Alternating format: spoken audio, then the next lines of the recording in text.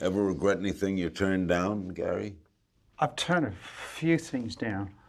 I can't say I regret, but I couldn't mention them. No, because other people got the part. Yeah, but But when you but it saw ha- it, did you say, "Oh, gee"?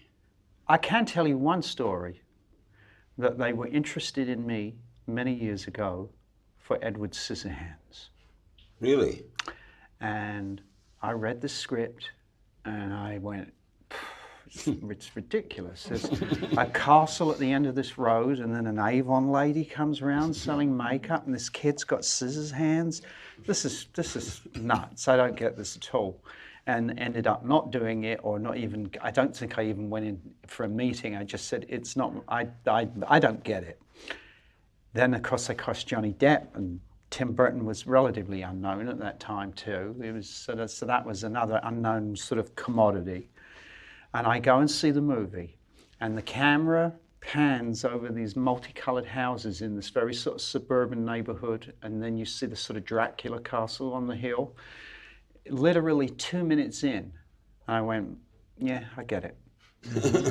I got it. Round one, fight!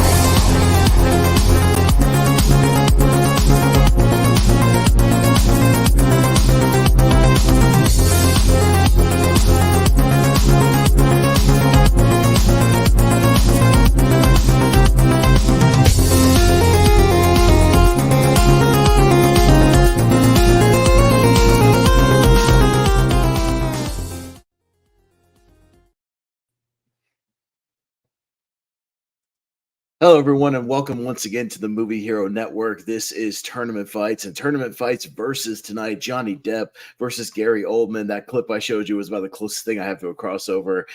Gary Oldman talking about how he was almost Edward Scissorhands, but he just didn't get it. I am Austin Pez Howell, your host this evening. Jordan is still on assignment in the Bahamas tonight, but I'll be running the show tonight. And we're still going to have a really fun tournament. Got some really good movies in this one. Two guys that are often kind of unrecognizable, really get into their roles. They've both got smaller roles. They got independent stuff, franchise stuff. It's a nice little mix of movies here. But I am not alone in my venture this evening. Let's bring in my co-host for this night, the biggest Johnny Depp fan I know, Mr. Jacob Barber.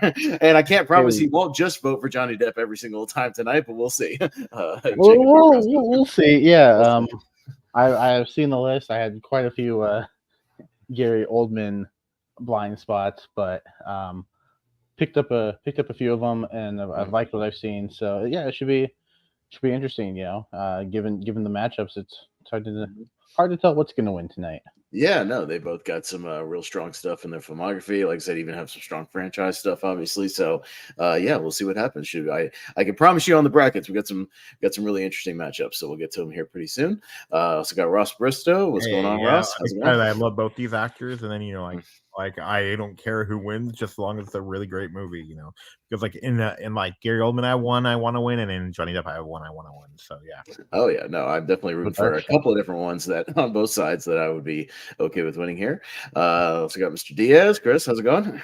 Very good. Happy to be talking about two actors that I love. I watched two movies that I never seen before. I love both of them. And yeah, for sure. Oh yeah, we got one more person here tonight, rounding out the panel. Mr. Steven Shepard joining us tonight, and I'm sorry, Mr. Ichabod Crane joining us tonight. My apologies, I read your handle wrong. How's it going, man? Yeah, you know, I thought for a second, I thought I was going to be a little late because I was at work, but because we had a snowstorm today, it ended up being so dead at work that I got out really extra early. I traveled into Asheville. I live outside of Asheville, and I traveled up to Asheville to a theater to go watch American Fiction today because it's finally kind of rolling out here. And it was snowing on the way to Asheville, but not in Hendersonville where I live, a little higher elevation, and it was snowing. So first little bit of snow for the afternoon. American Fiction is pretty good, by the way. Check it out. It's funny. I thought I would have more blind spots with Gary Oldman than with Johnny Depp, but looking at the list, I actually have a little bit more with Johnny Depp than I do with Gary Oldman. Yeah, no, I mean, you guys are gonna hate me. You guys are gonna hate me right now. It's 61 degrees here in San Diego. Oh, of course it is. That's the easiest job in the world, is being a weatherman in San Diego, California, because you just go, what's it going to be like today, Lou? Nice. Yep. Back to you. San Diego. Yeah, how it's going to work tonight is, yes, we indeed have obviously Johnny Depp versus Gary Oldman. Got 64 of their movies split evenly, 32 and 32. I put them in a wheel on the bracket, spun it up, and just got all random matchups here. There are no seeds, and we'll just go up and down the ladder with you guys, and everybody will get a chance to vote on one or the other. Try to keep it quick, 30 seconds or less or so. Let's keep it breezy and nice and fast paced as we like around here. Other than that, yeah, just vote for whatever reason you want to, and I'll bring up the thing and we'll get this thing started. All right. So we'll start with Steven, and we'll scroll on over to our first matchup, which is From Hell versus Ed Wood, Depp versus Depp. It's not always going to be Oldman versus Depp. Could be Depp versus Depp, Oldman versus Oldman, of course. But we start with Depp and Depp. Ed Wood, From Hell. Steven. Yeah, so Ed Wood is one of the blind spots for me for Johnny Depp. You got to watch that. Yes. So I know people do love that movie. I think I saw a little bit of it like a long time ago, but I never watched the whole thing through.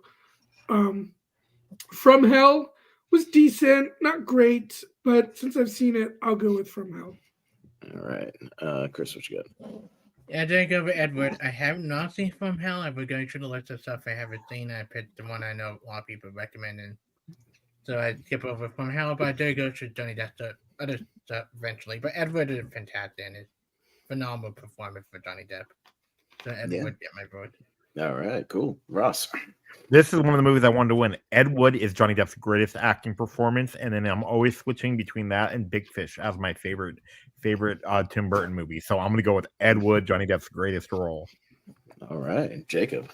Depp versus Depp here. Yeah, and I haven't seen From Hell. I was looking it up. I don't think it's streaming anywhere, and I didn't want to rent it right now. So I haven't seen it yet.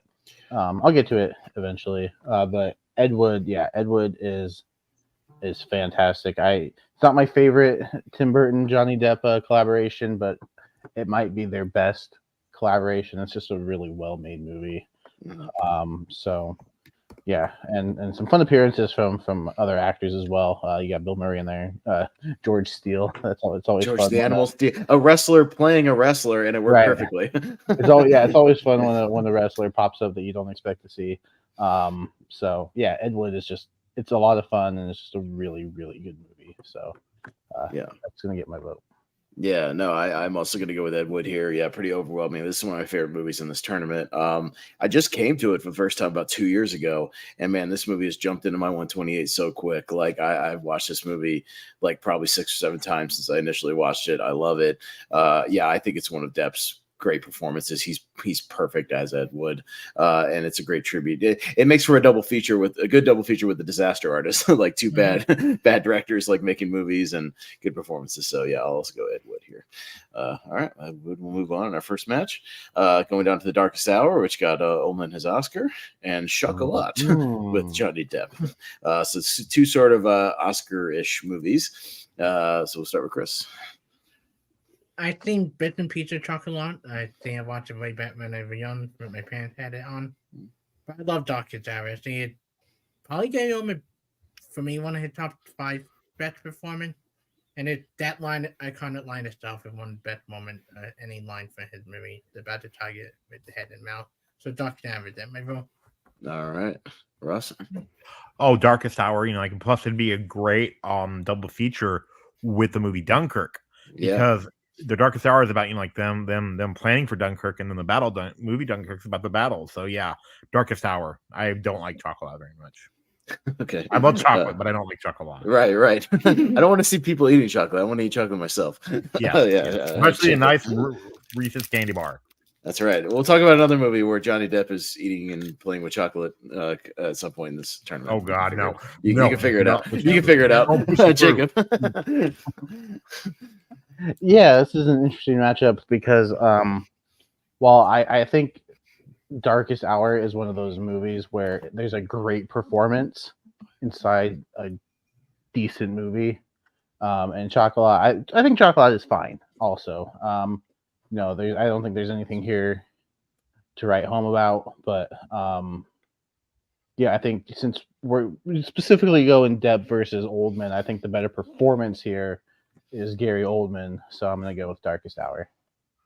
Yeah, I'm kind of in the Barber logic here that you just laid out. Where, yeah, Darkest Hour. I don't love the movie overall, but I do think Oldman's great in the movie, and he certainly, is deserving of his Oscar. And yeah, it's the people talking in rooms, as Ross said of Dunkirk. The opposite side of that. But it does make for a double, and it works. And I haven't seen Chocolat. I just remember the Weekend Update thing of Jimmy Fallon saying Chocolat was so shocka long and shocka boring. I wanted to shocka hang myself. I don't think it's a Pez movie. Yeah, I don't think so. So I'll go Darkest Hour. Steven? Eating chocolate right now. Yeah, yep. Yeah, I haven't seen Chocolat. It just didn't really look like my kind of thing. I actually saw Darkest Hour for the first time today in preparation because I knew that this was probably going to be a big one since it's the movie that Gary Oldman finally won the Oscar for. And I wasn't sure what I was going to think. I thought it kind of looked kind of boring, but it's not. I don't think it was boring at all. I think it's actually pretty riveting, and Gary Oldman is fantastic in it. So definitely, I'd go with Darkest Hour. All right, so I think it'll be a clean sweep for Darkest Hour for Oldman there. Going down to Kung Fu Panda 2 with Gary Oldman and Finding Neverland. Ooh, okay. All right, so I know it's a favorite of Barber. We'll get to you in just a second. Ross, you're up first. I mean, I like Kung Fu Panda 2, but it's no Finding Neverland. I love the movies about, where the author gets the inspiration, like Goodbye Christopher Robin and then Saving Mr. Banks. But this one I think is the best one, Finding Neverland. So yeah, it's one of Johnny Depp's best performances too. All right. Well, Jacob, I think I know where you're going, but go ahead and spill your guts for Finding Neverland. If Gary Oldman voiced the villain in the first Kung Fu Panda, this might be. Yeah, you took the words right out of my mouth, Barber. But it's not. And so yeah, Finding Neverland. It's in my top 10 all time. I love this movie. I think Johnny Depp gives a great performance. The emotions there every single time I watch it, and I just think the imagination that's displayed here I think is just really cool. I love the interactions with the children. Some really good child performances here also. So yeah, Finding Neverland pretty easily for me. But I love the Kung Fu Panda trilogy. I think it's really solid. Yeah, no, I also love the Kung Fu Panda trilogy. But yeah, the first movie is kind of way above the second and third ones for me. Like, I still like the second and third one. But yeah, I watched Finding Neverland for the first time for our show. We did, Jacob, about each other's top 10s. That was the first time I saw it. But I'm glad I did because yeah, I really, really enjoyed it.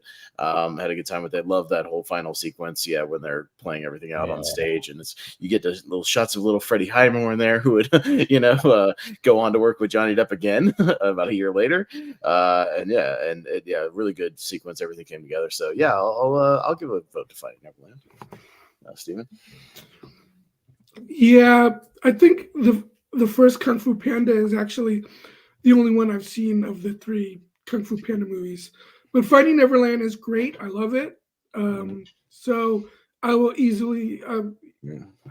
Because most animated movies I'm not into as much as I might have been like before. Although the first one's solid, I think, but definitely Finding Neverland. All right, Chris. Yeah, I much love Finding Neverland. I'm going to maybe show some love to Kung Fu Panda 2. I think the villain's great and pretty dark movie. Like before I had a Train Dragon 2, this was probably darker for DreamWorks to me. And yeah, the line that totally a line over in my top 10 favorite quote for any movie. But the pet doesn't define who you choose to be. I think it's such a beautiful line in the movie. So my vote where I got to Kung Fu Panda 2. No, fair enough. But 4-1, it'll be Finding Neverland, and we'll go down to The Woman in the Window and A Christmas Carol, which, if anybody forgot, Gary Oldman plays like 3 roles in that Christmas Carol movie. He's like Bob Cratchit, Jacob Marley, somebody else. Like, he does like 3 different voice roles.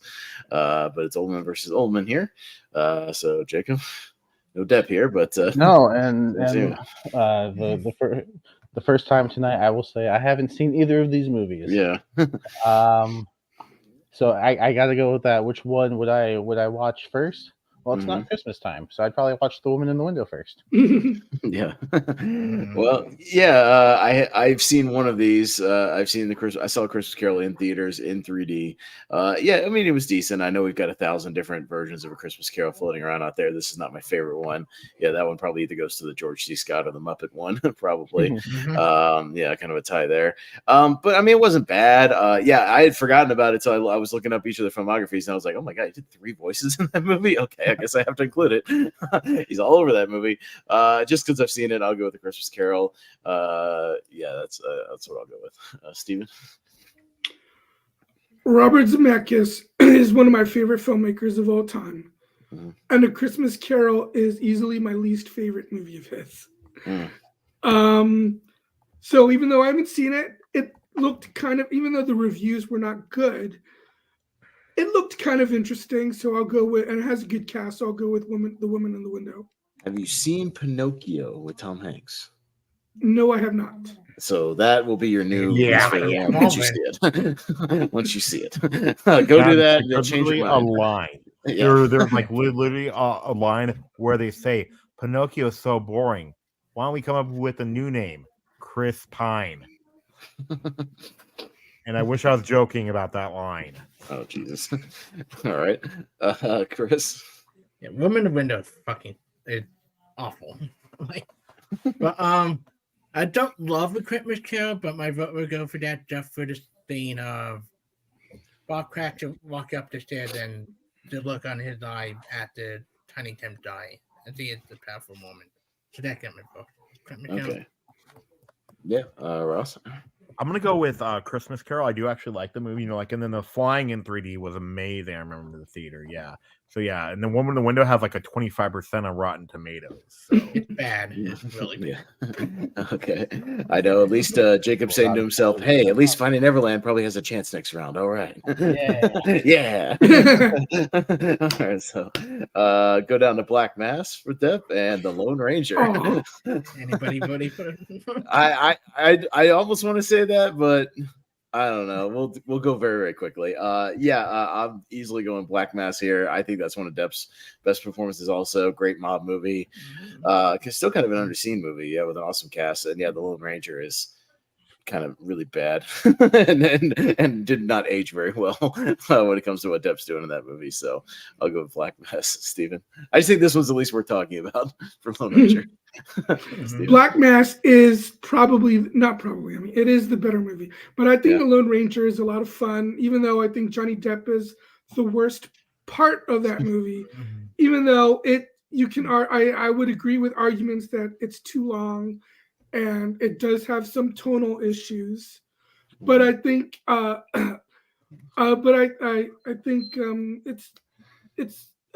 actually liked Armie Hammer in that movie. And it's got some fun action scenes, and the last 20 minutes are actually a lot of fun. So even though, since I have a feeling I know where this is going to go, I'm going to give a vote to The Lone Ranger. Barber has the two in front of me. Steven always has I know where this is going to go. So the old trademark of his. Chris? Black Man from the movie, I thought Johnny Depp should have got nominated for. The dinner scene alone is phenomenal. And Lone Ranger suck. I'm not sugarcoating it. Armie Hammer had not aged well with this movie, considering the context of this movie with cannibalism. So no, it's Black Mass. Ross. Black Mass, but like I walked in expecting, Lone Ranger to be like another Wild Wild West, but it's nowhere near that bad as Wild Wild West. So, I don't mind Lone Ranger. I bought it for like $3 on Blu-ray through the Red Box, but Black Mass I actually like. So yeah, Black Mass. All right. And Mr. Barber. First off, Wild Wild West is fantastic. So stop the slander. Discussion for another day. And we'll get to that when we do Will Smith versus Eddie Murphy. So just wait. And even though I don't like people assuming they know where things are going to go, sometimes they're right. Black Mass. Black Mass. All right. I was gonna say for a while there you hadn't seen it, Jacob. I guess you finally got around to it though, or It's no Lone Ranger, that's for sure. Okay. All right, we got Harry Potter and the Prisoner of Azkaban with Oldman showing up as Sirius Black in there, and The Laundromat. Has anybody seen The Laundromat? No, No. I heard it was really I've boring. seen it. Can I You've tell you seen what it? it's about? Yeah, go ahead. I don't remember. Cool. All right, so Harry Potter moves on. Oh, it has All a right. good cast. Meryl Streep. It's a good castle, It yeah. has a good cast, but yeah, it's I had good critical stuff, so I Yeah. included it. But yeah, I figured remember nobody not does. hating it. I just don't Yeah. remember anything else. Right. Well, we got Harry Potter fans on this panel, so And then it was like Harry directed by Steven Soderbergh too, apparently. Yeah. Pirates of the Caribbean at World's End. That's our first Pirates movie here. And The Tourist, which I included because, the Golden Globe said it was one of the best musical comedies that year, if you all recall. So, It's been a slow year. yeah, right? It just sure was, Steven. Pirates of the Caribbean at World's End is my favorite of the Pirates movies. It was in my top 128. I especially love the last 45 minutes, but I also love when they go to get Jack Sparrow in the Davy Jones locker scene. All that stuff was awesome. So yeah, I'm easily going with At World's End, although I don't think The Tourist is that bad. In fact, I thought it was mildly enjoyable. Okay. Chris? Tourist is not good. World's End, it good, decent. I have weird tone issues, and I have issues with some of the stuff they did with Johnny Depp.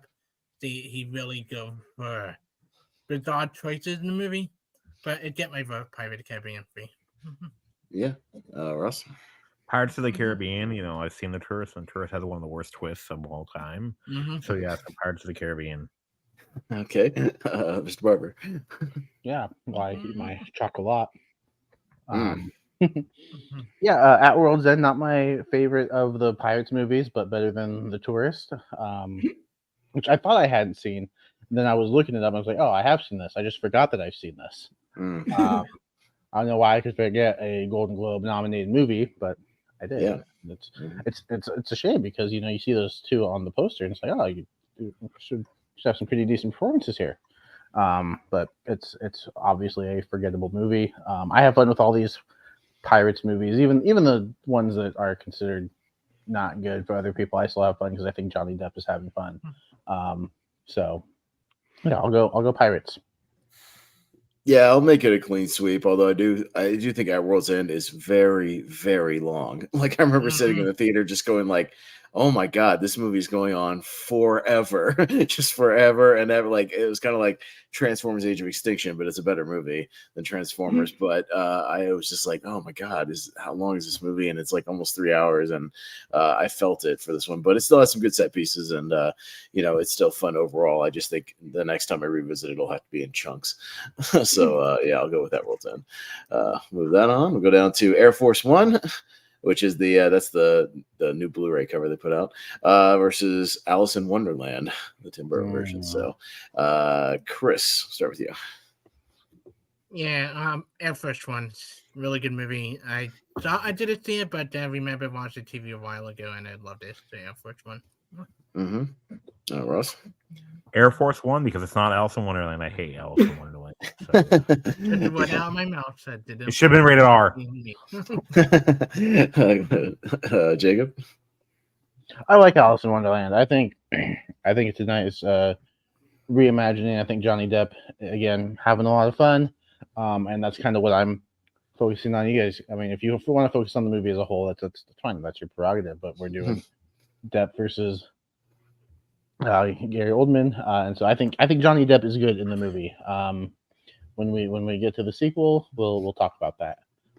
But Air Force One is a movie I watched for the first time this week, and yeah, it's really good. I think Gary Oldman likes to yell. I've noticed watching some of his movies. He likes to yell a lot. So I think he's giving a good performance here. He plays a really good villain.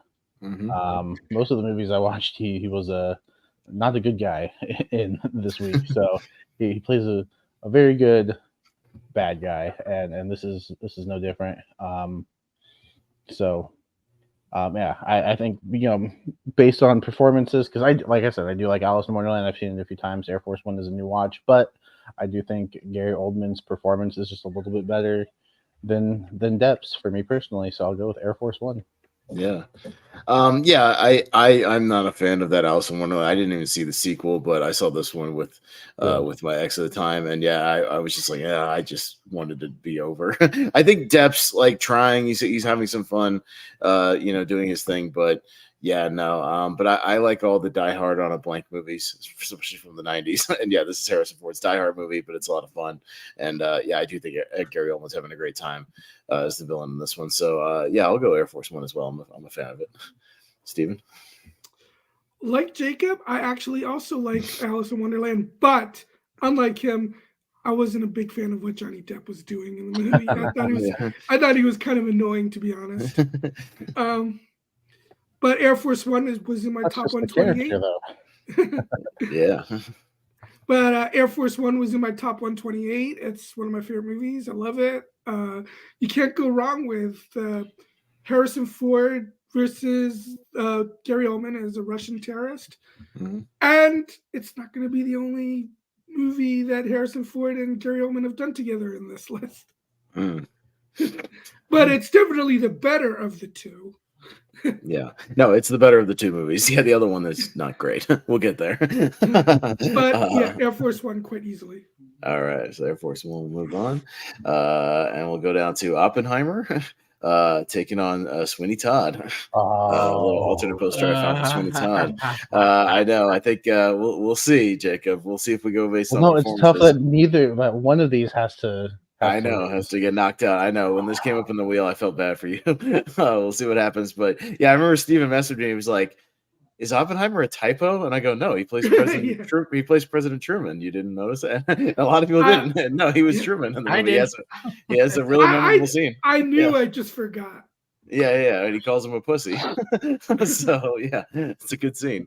Ross, we'll go to you first. I'm gonna go with.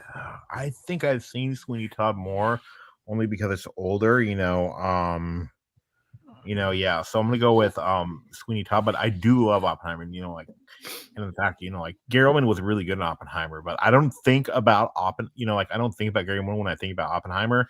I think about Johnny Depp when I think about Sweeney Todd. So yeah, fair enough. Jacob? Yeah, I mean, I'm obviously gonna go with Sweeney Todd. Oppenheimer is one of my favorite movies of last year. I think it's fantastic. But I mean, we are talking Johnny Depp versus Gary Oldman, so I'm gonna keep consistent with that. I think the performances, I think Johnny Depp in Sweeney Todd is, he's given an Oscar level performance. He got nominated, which was baffling to me. That a movie like this gets a nomination. But I think I've talked about Sweeney Todd several times. I love Oppenheimer. I'm actually probably going to give it a rewatch because I didn't watch it since the theater last year. I'm due for a rewatch before Oscar season. Try to get those final predictions in before the show because it's going to get several nominations and much deserved. But Sweeney Todd pretty easily one of my just favorite movies of all time. So of course I'm going to go with that. Yeah, a lot of Alan Rickman showing up tonight too. This is the third one with Alan Rickman already. Right. No, he shows up in a lot of these. I mean, Jacob knows what I'm going to say. I like half of Sweeney Todd, but I like all of Oppenheimer, and I liked it all 3 times in the theater.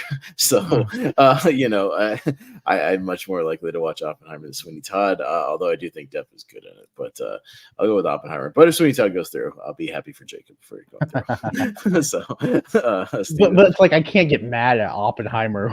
Right. Right. Yeah, I got you. Steven? I mean, I get the logic that Sweeney Todd is obviously Johnny Depp's movie, and Oppenheimer, Gary Oldman is just a one-scene cameo.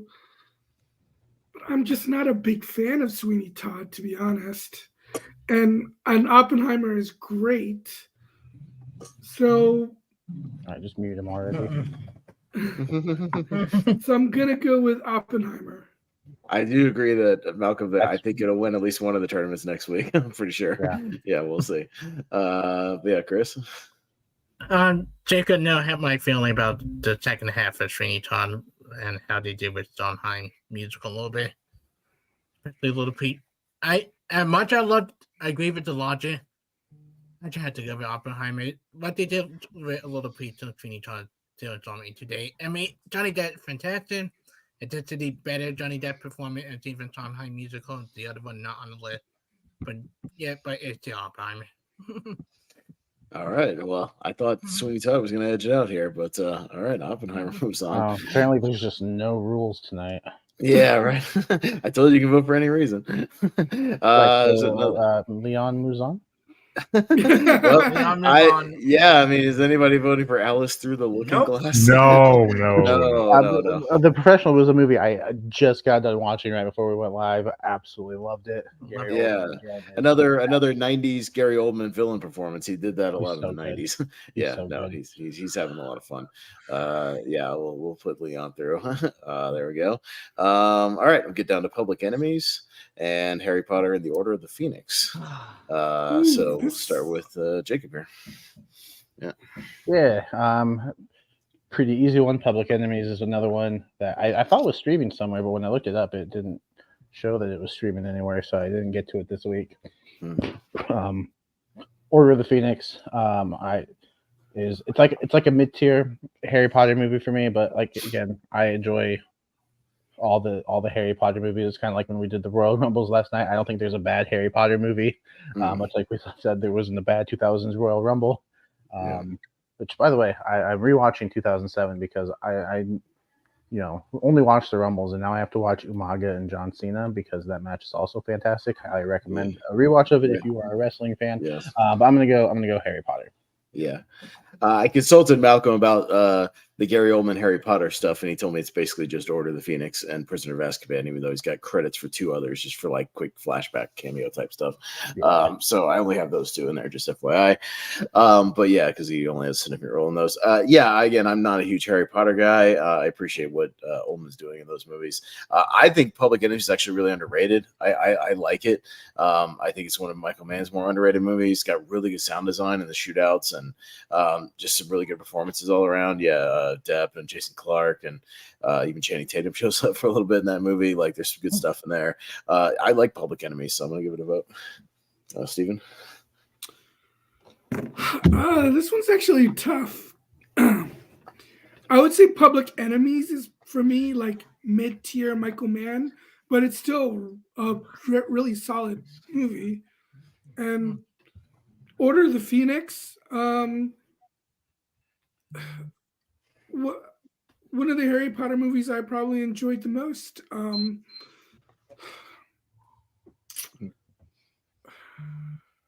gonna go just barely with Order of the Phoenix.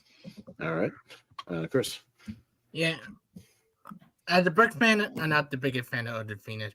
As a movie fan, I think it's really good. I think Public Enemy is great when it's Johnny Depp and the supporting cast. I think Christian Bale is kind of bad in the movie. But I had to go with Order of the Phoenix. Very fine. The battle between Dumbledore, very fine. A lot of Gary Oldman performance, fantastic. Order of the Phoenix. And Mary Staunton, so Order of the Phoenix for me. All right, Ross. I'm not the biggest fan of either movie, but I like Order of the Phoenix a little bit more than I like Public Enemy. Public Enemies is okay. It's just, like it felt rushed to me. So yeah, Order of the Phoenix. All right, Order of the Phoenix. We'll move on. We'll go down to Pirates of the Caribbean: Dead Man's Chest, the second one, versus it's Murder in the First. It got a little cut off, but it's a kind of a courtroom movie with Gary Oldman. We'll see if anybody's seen it. But first, Murder in the First. If I had some time, I probably would have watched it because it actually has some critical acclaim and stuff. I like courtroom movies. Yeah, it's on Tubi. I just didn't get to it, but I like Dead Man's Chest a lot. Yeah, I think the first two Pirates are the best ones. So I like that. I think Dead Man's Chest is a pretty good follow up, and I dig it. I dig Bill Nighy in that movie. So yeah, I'll pretty easily go with that. So this might be academic, but we'll go on anyway, Steven. Yeah, I wanted to watch Murder in the First. It looks pretty good. God has a good cast, but I haven't seen it. Dead Man's Chest. I mean, it's better than On Stranger Tides, but it's not one of my favorite of the Pirates movies. Although it has a few, that great set piece where they're sword fighting in the thing that's rolling on the wheel. Yeah. Yeah, that's a cool scene. But I have some issues with the movie overall because I think even though it's short, it's not as long as At World's End. To me, this one actually felt longer because I loved At World's End so much that it may be almost 3 hours long, but it still to me felt like a breeze. Whereas Dead Man's Chest did feel too long. But I'll go with Dead Man's Chest overall. Yeah. Chris? Dead Man's Chest, it does the bastard die a lot of character like some of the other later Pirates of the Caribbean movie does. So Dead Man's Chest. I haven't seen Murder on the First because there's a lot of Gary Oldman movie, and I asked my dad want to watch, and he told me if you to watch over this. No, I got you. Russ? I haven't seen Murder on the First yet. I have the DVD. Just recently got my DVD player up and running again, so I will watch it. But I kind of like Dead Man's Chest. It's not my favorite one, but I do want to see Murder on the First because it looks really good. All right. Yeah, Jacob. Yeah, I was looking up some Gary Oldman movies, and Murder in the First. I like the premise. I like the cast, so I'll get to it eventually. Just prioritize other ones above it, and then Pirates. It's funny. I think my ranking of the movies is just the order in which they were released. Yeah, right. Yeah. So this one would be my second favorite. I think there's a lot of fun. Again, unless it's going up against like a heavy hitter for either of these, I'm probably going to vote Pirates just because I have so much fun with those movies. Right. Despite the quality of some of them, they're fun. So I'll go Pirates again. Yeah. So you like on Stranger Tides more than Dead Men Tell No Tale? I think Wow. It's like a. I don't think I saw Dead Man Tell No Tales. I think I tapped out. I think I tapped out on the series at that time. We got Batman Begins and we got Mank, the David Fincher movie. So we'll go Steven. I want to see Mank, but I haven't gotten around to seeing it. I think it looked interesting. It's got an interesting, the sort of like behind the scenes stuff of the making of Citizen Kane, right? Mm-hmm. And, he's the writer. He's the writer of it. Yeah, right there. But I haven't seen it, so I'll go with Batman Begins. All right, and Chris. Yeah, I think Mank is really good. I think Gary Oldman is overshadowed by Amanda Seyfried and Charles Dance performance. Maybe I think those two give really good performance. Especially Amanda Seyfried. But Batman Begins is the second movie for the Dark Knight trilogy for me. All right, Ross. I'm here. I'm gonna go with. I'm gonna go with Batman Begins, even though I do really like Mank. Mank is a good movie. It's just Batman Begins is like stellar. Yeah, Jacob. Yeah, one of these days I want to do like a double feature of Citizen Kane and Mank because I've never actually seen Citizen Kane either. But Batman Begins is really solid. I think Jim Gordon is obviously one of Gary Oldman's most recognizable characters, and for good reason. I think he does a fantastic job as him in all three of these movies. And this is one that started it. If people say that this is their favorite Batman movie, I get it because it's fantastic. So I'll go Batman Begins. I can see how people would say any of these movies are their favorite. Even when Steven says It Rises, I get it. Right. I think they're all great. I've seen Mank. Excuse me. I actually got a notification today, one of those Facebook memories that 2 years ago today, me and Henry ranked David Fincher, and I know we watched Mank for that. So kind of a funny coincidence. I wasn't as into Mank. I liked the performance, but the movie just didn't do a lot for me. I will tell you something though, Jacob, when you watch Citizen Kane, watch it, and then if you have the Blu-ray, watch it with the Roger Ebert commentary that's on the Blu-ray. You'll have more of appreciation for the groundbreaking stuff that he did in that movie and like all the, interesting things that he did for the first time. I think you'll have more appreciation. Just saying. But when you get around to it, I'll go Batman Begins. All right. Oh yeah, So- too. And like about Murder in the First Flow, you can tell it's a really old DVD because it's one of those old Warner Brothers Clapper DVDs. the Snap DVDs. Oh yeah. Yeah. My first DVD I ever owned was two Rush Hour and The Matrix with those Snapcase DVDs. So we got Fear and Loathing in Las Vegas, and we got Corpse Bride. So we'll start with Chris. I have not seen Fear and Loathing in Las Vegas just because of personal issues I have based on family who dealt with the type of stuff before. I just and that needed to be in the right mood to watch it. Right. But I love Corpse Bride. I think it's very underrated Johnny Depp movie. I think the music's really good. I think Helen Bonham Carter won her best performance, and right at the lead to give it anything. But yeah, Corpse Bride get my votes. I think it's just a good night movie before Christmas. Ross. Oh, I'm gonna go with Fear and Loathing in Las Vegas. It's a weird comedy, but I love it. And I love Tommy Maguire's performance, and Johnny Depp is just like off the wall, but still, like Fear and Loathing in Las Vegas is actually very good. So, and I haven't seen Corpse Bride yet. I want to though. So, Fear and Loathing in Las Vegas. I think I know where Jacob's going, but I'll hear the explanation. explanation. Yeah, because I haven't seen Fear and Loathing in Las Vegas. I thought it was streaming somewhere, but apparently it's not streaming anywhere either. Maybe it was when I looked it up a while ago, and then it just got taken off. But yeah, Corpse Bride is really fun. I love the animation.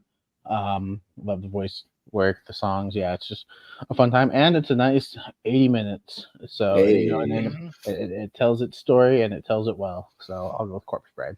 Yeah, isn't Nightmare Before Christmas like 82 or 85 minutes or something? Also, I mean they get it done. Yeah, no, definitely. I watched like half of Fear and Loathing in Las Vegas at one point, and it just gave me a headache after a while. All the random stuff they do in that movie, and it just wasn't for me. I wasn't really into it. Maybe I'll revisit it again someday.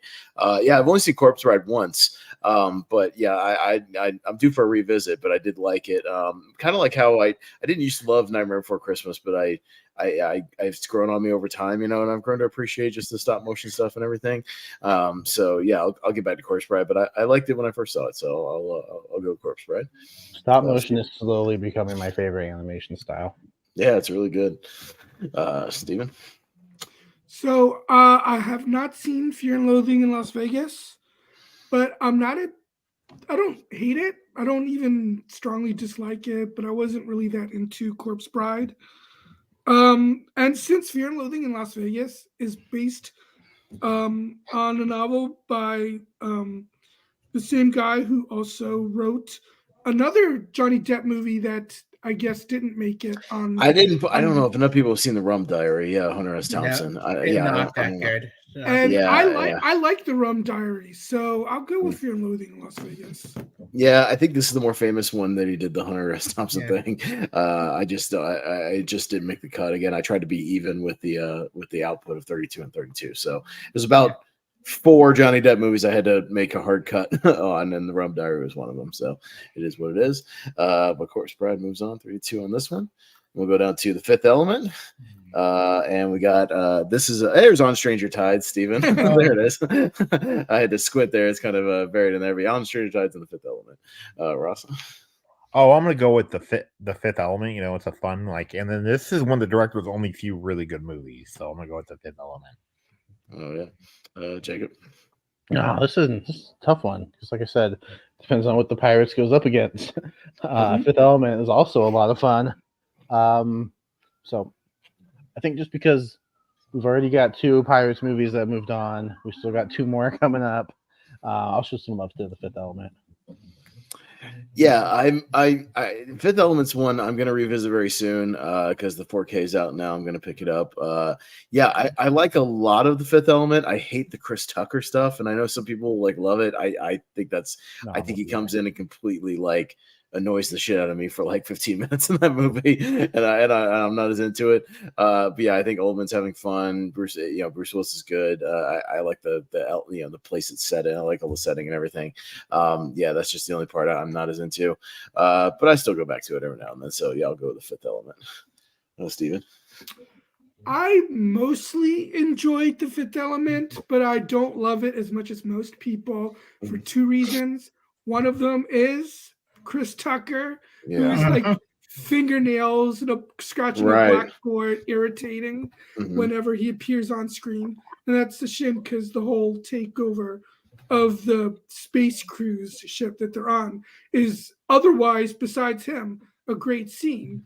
And the other thing that made me not like it as much as most people is I just think the ending is really corny. But On Stranger Tides is the worst of the Pirates of the Caribbean movie for me. So even though I do like actually the first act, it's after the first act where, there's a great playful sword fight between Johnny Depp and Penelope Cruz that I liked in the beginning. But after and Ian McShane is really good in it. But after the first act, it just goes on and on and on. So despite my reservations, I'll still go with The Fifth Element. All right. Chris? Despite I haven't seen all of Fifth Element, I've seen a lot of it on TV. I do like it a lot. It's better than Stranger Time. One of the worst. My birthday trip to the movie for me, seeing it at midnight, and we're just so bored by it. And Barber did the best thing about it, and Barber did the best thing about the last two Pirates of the Caribbean movie. Him on wanted the best thing in the movie about the ship, what happened to the ship. So, Fifth Element, get my vote. Yeah. Ross, did you vote? I lost my place for a second. Yeah. I voted for The Fifth Element. Yeah, gotcha. All I right, was the first one to vote. Gotcha. I just lost my place for a second. All right, Fifth Element's clean sweep then for that one. There you go. We'll go down to the Book of Eli and Child 44. Marty, that's another Gary. I don't remember. Did you change the list? Because I don't remember seeing Child 44. The Hitman's Wife's Bodyguard. I forgot it's just a flashback. He's dead in that movie. Oh, yeah. Yeah. So I X'd that off and I put Child 44 on there. That was one of the alternates. So yeah, because he's just in the first one, really. I mean, he's credited in the second one for like some flashback or something. When I saw that movie on the list, I'm like, wait a second. He's killed at the end. I know. I forgot about that because I went back and watched some clips from Hitman's Wife because I just forgot. I saw that movie in the theater, Steven. I remember like nothing about it. That movie washed over me, and I forgot about it like a week later. I had a miserable experience. We'll talk about it when we get there. So I subbed in Child 44. Yeah, that was the last minute thing. So yeah, we'll start with Jacob on this one. And I've never even heard of Child 44 until just now. But the Book of Eli is really good. I feel like it doesn't get talked about very often. Yes, and I've only seen it the one time, so I guess maybe I'm part of the problem. But I remember really enjoying it. I really like the performances. I think it's an interesting story, so I'll go with the Book of Eli. Yeah, I think I'll also go with the Book of Eli. Yeah, I think it's a really underrated kind of post-apocalyptic movie. Denzel's great. I think Oldman trying to get his hand on the Bible for nefarious purposes, to just kind of use the words in it to kind of control people. Like it's a nice commentary on that kind of stuff. I dig it. I like the Book of Eli. One of the good January movies actually when it came out. I remember it made a lot of money. I saw Child 44 like one time. I think I rented it from Redbox and I forgot about it pretty quickly. But I put it on here because he's pretty highly billed. But I'll go Book of Eli. Steven? Haven't seen Child 44. I love the Book of Eli. I can never go wrong with Gary Oldman playing the villain. And Denzel is great in it. And what I love about the twist at the end is it makes you want to go back and watch the whole movie to see if you can pick up any clues. Yeah, for sure. Chris? Oh, I had a little hot take. I hate the twist at the end. I think it ruined the movie for me. I like the movie all the way up to that point. I just think the twist is just not my type of twist. I like it. I don't like Child 44 Bookie. Get my vote. Okay, Russ. I love the twist, because there's a mistake though in there that I'll point out after the show, with the twist, but I still like it, so Book of Eli. I hadn't seen Child 44. Okay. Book of Eli. And now, do you have to watch Child 1 through 43 before Child 44? Yeah, it does. It makes zero sense, Jacob, if you don't see parts 1 through 43. Yeah, okay. I'm sorry to say. So you got to watch about 85 hours worth of movies. So I'm sorry to say. That's what the Marvel Universe is becoming now, though. Seriously, though, isn't it? Yeah, right. It's a bunch of homework. There wasn't a better Gary Oldman movie that you could have chosen to. I don't think so. At least one that people had heard of. Not really. I mean, that It's was better always than putting Marty. Quest for Camelot on the list. So just be Yeah, happy. I Quest for Camelot would have been the other alternate because it's like an animated movie, so it's fine. I don't think any of the other ones would have had a chance. So we'll start on the other side. Thank you guys for being quick. I appreciate it. We're making good time. Let's go to True Romance with Gary Oldman as Drexel, the pimp, and The Contender, which is another Gary Oldman movie. So yeah, I'm up first. Yeah, Contender was another one that I tried to get to. I just didn't have time. I've heard good things about it though. But I love True Romance. That movie's in my 128. I dig it. And yeah, Oldman's only in it for like 10 minutes, but he makes one of his most memorable characters ever in it with Drexel. He's amazing in that 10 minutes, and he's completely unrecognizable, and he's awesome. And yeah, I love the script. I love the characters. Oh my God, the scene between Christopher Walken and Dennis Hopper is amazing. that whole movie's great. I love it. So I'm gonna go True Romance here. Yeah, Steven? True Romance is one of my blind spots for Gary Oldman. Oh, you gotta at least watch the scenes with him, at least. Dennis Hopper, Christopher Walken thing that watched. It's so good. Yeah. I think The Contender is a great movie, though. And as much as I love Jeff Bridges in that movie, and he is fantastic, if they were only going to nominate one actor from that movie for Best Supporting Actor, I probably would have gone with Gary Oldman over Jeff Bridges because he's great. And it's one of those roles where he's like unrecognizable in it as well. So I will go with The Contender. I didn't realize for a minute we have Christian Slater versus Christian Slater in this match too, by the way. Slater's in The Contender, and he's the lead in True Romance. Chris? So today, I asked my dad, okay, between these two movies, which one I want to watch for the first time? He said True Romance. I just finished it before we came on. Phenomenal movie. This might be my favorite Quentin Tarantino script for anything he does. Like this script, like I thank Gandolfini, Gary Oldman, Dennis Hopper. I read Christopher Walken with more in the movie. He just disappeared after that one scene. Yeah. In the end, where James Gandolfini is awesome as the hitman guy. He's great. Yeah. Christian Slater is fantastic in the movie. It's funny. It's shock value sometimes. The ending is insane, but I love it. True Romance. All right. Yeah. Ross? True Romance, but I got a funny story about The Contender. The Contender is always one that I wanted to watch, when it first came out, but my parents told me no. So then I never got to see it, so I completely forgot about it. So yeah, now I got to see it. But I love True Romance. Plus, it actually has one of my favorite "I love you" scenes of all time. Like when she says, "I'm not trash." Yeah. So yeah, the True Romance. Totally.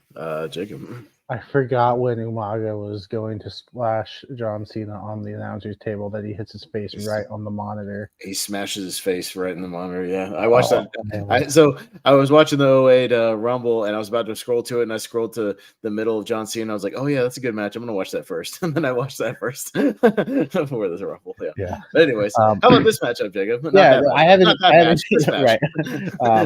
I haven't seen The Contender, and again, a True Romance. Unfortunately, isn't streaming anywhere, but YouTube is a thing, and YouTube has the Gary Oldman scenes uploaded. So I was at least able to watch those, and yeah, he's incredible. I mean, and I it's funny, like I watched those and like I didn't really feel lost as to like why Christian Slater was there. It's like, oh, I get it, yeah. So I think that's just also a really good script. So yeah, Tarantino. It's a Tarantino script directed by Tony Scott. Yeah, it's really good. So I want to watch it. Hopefully it gets put on a streaming service somewhere, or I'll just shell out the money. And I think you can buy. There's the new Arrow thing, but the older Blu-ray is like $9 on Amazon. You should get that. Probably have to get that. Check out that. It's really good. Tarantino collection. They had the movie in there with the Tarantino collection. Yeah, but True Romance, like just the regular Blu-rays, is very affordable. So you should check that out. You should kind of see when James Baker gets his inspiration for Spring Breaker, probably. Yeah, a little bit from Drexel. Yeah, yeah, for sure. Yeah. All right, True Romance goes through. We'll go down to Tusk with Johnny Depp and JFK, and Gary Oldman plays Lee Harvey Oswald in there. So we'll go to Steven. Haven't seen Tusk. JFK, I think, is. I know it's not going to be the only Oliver Stone movie on here, but JFK is my favorite Oliver Stone movie. I think it's a masterpiece, and I think it's absolutely mesmerizing. Like, I remember before I had even seen the movie, it was on TV, and so I watched it for. I could have sworn it was. I only watched it for 5 minutes. Then I looked at what time it was. No, I've been watching it for like 20, 25 minutes. I mean, that's how that's how into it I I was. thought you were gonna say it's a 3-hour movie that has because you watch it on TV, it's like a 4.5-hour time slot. Well, yeah, I mean, it's a three. Actually, it's like 3.5 hours, but Yeah. it's so good that it flies by like that. So I will definitely go with JFK. All right, Chris. I had not seen JFK, but did watch it today. I've snowed in, but unfortunately, I have not, and I did not have 5 hours to spare. But I think Tusk is disturbing a dog. Johnny Depp is something in the movie. I drove a JFK just based on what I've been hearing from people. I need a good 3 hours to sit and watch JFK. Yeah, for sure. Ross. Oh, I'm gonna go with JFK easily. Tusk I've seen, it's okay, but like this is the other movie that I want to win. I love JFK. It's my favorite Oliver Stone movie. So yeah, and then and the conspiracy theory in it is actually believable. So yeah, JFK. Yeah, Jacob. So I've seen about half of Tusk, and then I turned it off. It just wasn't. It just wasn't really doing anything for me. So I didn't even know Johnny Depp was in it until I saw the list. So He's by like default, Guy Lapointe, like the detective that shows up later under this nose and air makeup and all this kind of crazy shit. Doing this kind of like Peter Sellers type thing in the movie. Yeah, it's interesting. Yeah, I didn't get that part. So by default, even though I haven't seen it, I'll go with JFK because, yeah, just word of mouth. It sounds like I'll enjoy it. That'd be one, Jacob. You could probably just go on YouTube as well and look up Tusk Johnny Depp scenes, and you could probably just watch his scenes. Don't watch Yoga Hoser Johnny Depp. Don't watch Yoga Hosers. He shows up in that again. That movie just stinks. That movie's terrible. Yeah, this is an interesting one because I actually really like Tusk. I think it's kind of disturbing once he gets to it, and Michael Parks gives a really good performance. I didn't love JFK the first time I saw it, but I'm gonna rewatch it soon because Cinephiles just put out a 4-part episode about it. So I'm gonna get to it. I mean, I do like that everybody who shows up in JFK is somebody. You know what I mean? Like everybody is somebody in that movie, in every little minute part, even John Candy and like Joe Pesci, everybody that shows up in that movie is somebody you're happy to see. I'm going to give it a rewatch soon. There's a 4K of it out. I might actually get the 4K and give it a watch. Yeah, but, Joe Pesci has a funny wig in it. Yeah, no, definitely. No, so I'll vote for Tusk, but I don't mind JFK going through. So JFK goes through.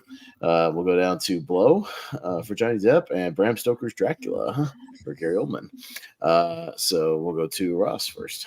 Oh, I'm gonna go with Blow. I do like Dracula, but I actually watched Dracula, on a rewatch, and I liked it. But I actually preferred Mary Shelley's Frankenstein more, with Robert De Niro because I love Robert De Niro. So yeah, but Blow's good.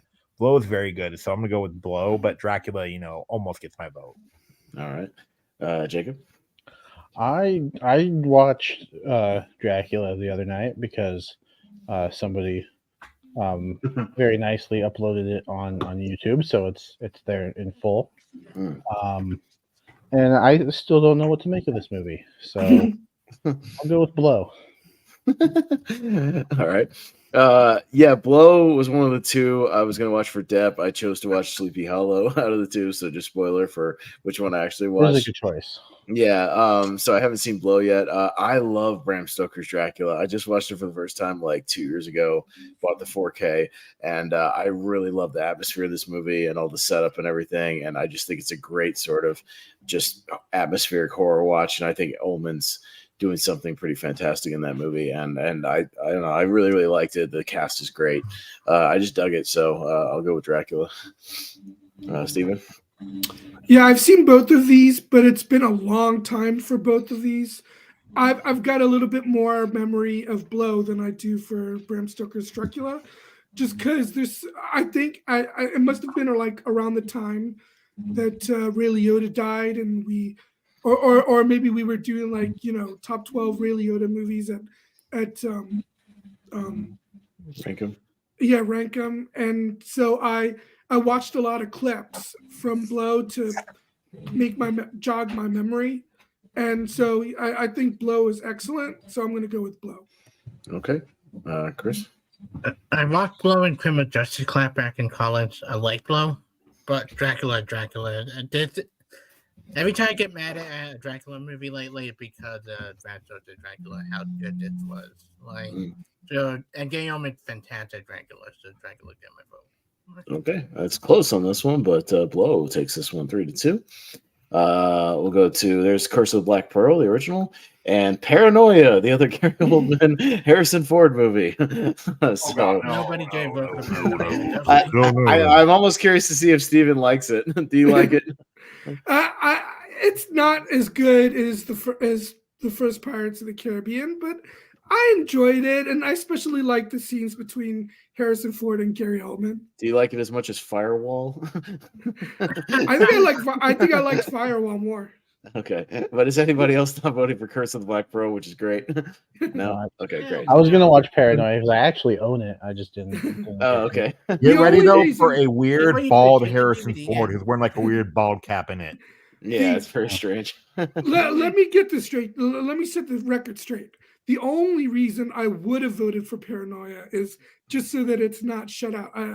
Pirates of the Caribbean is the better movie, obviously. But then you're voting for Amber Heard also, so like, what are you doing? I've liked her in a few movies. I liked her in Drive Angry. I liked her in The Rum Diary. But we're talking about Johnny Depp tonight, so it's more personal. It's different, So you can't support Amber Heard when we're talking about Johnny Depp tonight. Depp versus Heard. Depp wins. Yeah, Depp wins.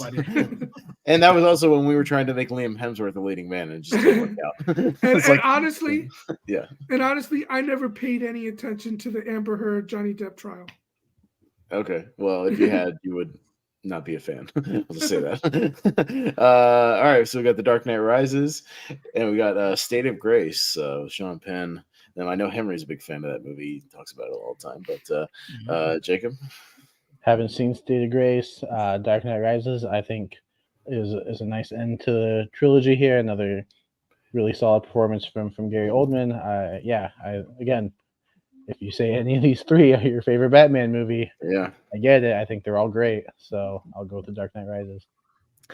Yeah, no, I'm a big fan of Dark Knight Rises. I think it's great. I love Bane. I'm just a huge fan of Bane. All of his scenes. I'll sometimes just go down a rabbit hole and just watch all of his stuff back to back. It's great. But yeah, I think the movie's still really epic and pretty awesome. And yeah, I haven't seen State of Grace yet, but I know Henry wants me to see it. I'll get around to it at some point. Steven? So I have seen State of Grace, but I remember liking it. But I actually don't really remember anything about it. Whereas The Dark Knight Rises, that's in my top 15, maybe even top 10 of all time. I love that movie. So The Dark Knight Rises. Yeah. Chris? So State of Grace, a movie I was interested in. I just didn't have time to get around to watching it. I saw the premise and like, this sounds interesting. I like Dark Knight Rises. I just hate the Talia twist a lot as a Batman fan in general. I don't love the ending, but Dark Knight Rises get my vote. All right. Yeah. Ross? I'm going to go with The Dark Knight Rises. I haven't seen State of Grace, but it sounds interesting. But yeah, so I'm going to go with The Dark Knight Rises. Okay. Dark Knight Rises. We'll go down to Sleepy Hollow. There it is. And Platoon. Yeah. All right. I'm glad I didn't watch Platoon based on the groans. Yeah, I'm up first. Okay. I don't love Platoon. I've tried to like Platoon. I've watched it like 5 times, and I still can't get all the way there with it. It's got like this amazing cast, and it's got some great set pieces. I don't know. I don't love Oliver Stone overall as a filmmaker. His movies just don't vibe with me. But I revisit it like every 2 years. I'll watch Platoon and see if I like it more. But yeah, I watched Sleepy Hollow, as I said earlier today. I thought it was great. I really, really liked it. I loved it this might be Tim Burton's most straight up like horror movie. Like it's pretty awesome. People Yeah. get decapitated left and right. There's fog and all the old houses, and just it's got a creepy vibe to it, and a lot of again a great cast. And I like what Depp's doing in it. Playing this almost kind of detective character. Trying to figure it out. But having to go down the supernatural route. I dug it. I really really liked it. So I'm gonna go back to it a lot. So yeah, I'll go back. I want to say Sleepy Hollow. Steven? I think Platoon is the better movie, but I love Johnny Depp's work in Sleepy Hollow. It's one of my favorite performances of his. The way he plays Ichabod Crane is great. I mean, his last name is Crane, and I remember one critic once compared the way he was playing Ichabod Crane to a different Crane, like almost like he could have been a long lost sibling of Fraser and Niles Crane. So even though Sleepy Hollow does have a disappointing third act twist, it's still one of my favorite Tim Burton movies, and Platoon is fantastic, and it's the better movie, but since it's Johnny Depp is obviously he's the lead in Sleepy Hollow, and he's great, so I'll go with Sleepy Hollow. All right, Chris. They both fantastic movies. Like shooting your favorite children here. I do get some love to Platoon. I think really just for performance alone in Platoon, I think what makes it so good. It's such a good war movie. The Platoon get my vote. Okay, Ross. Oh, I'm gonna go with Platoon. I don't care for Sleepy Hollow that much, but Platoon is great. So yeah, Platoon.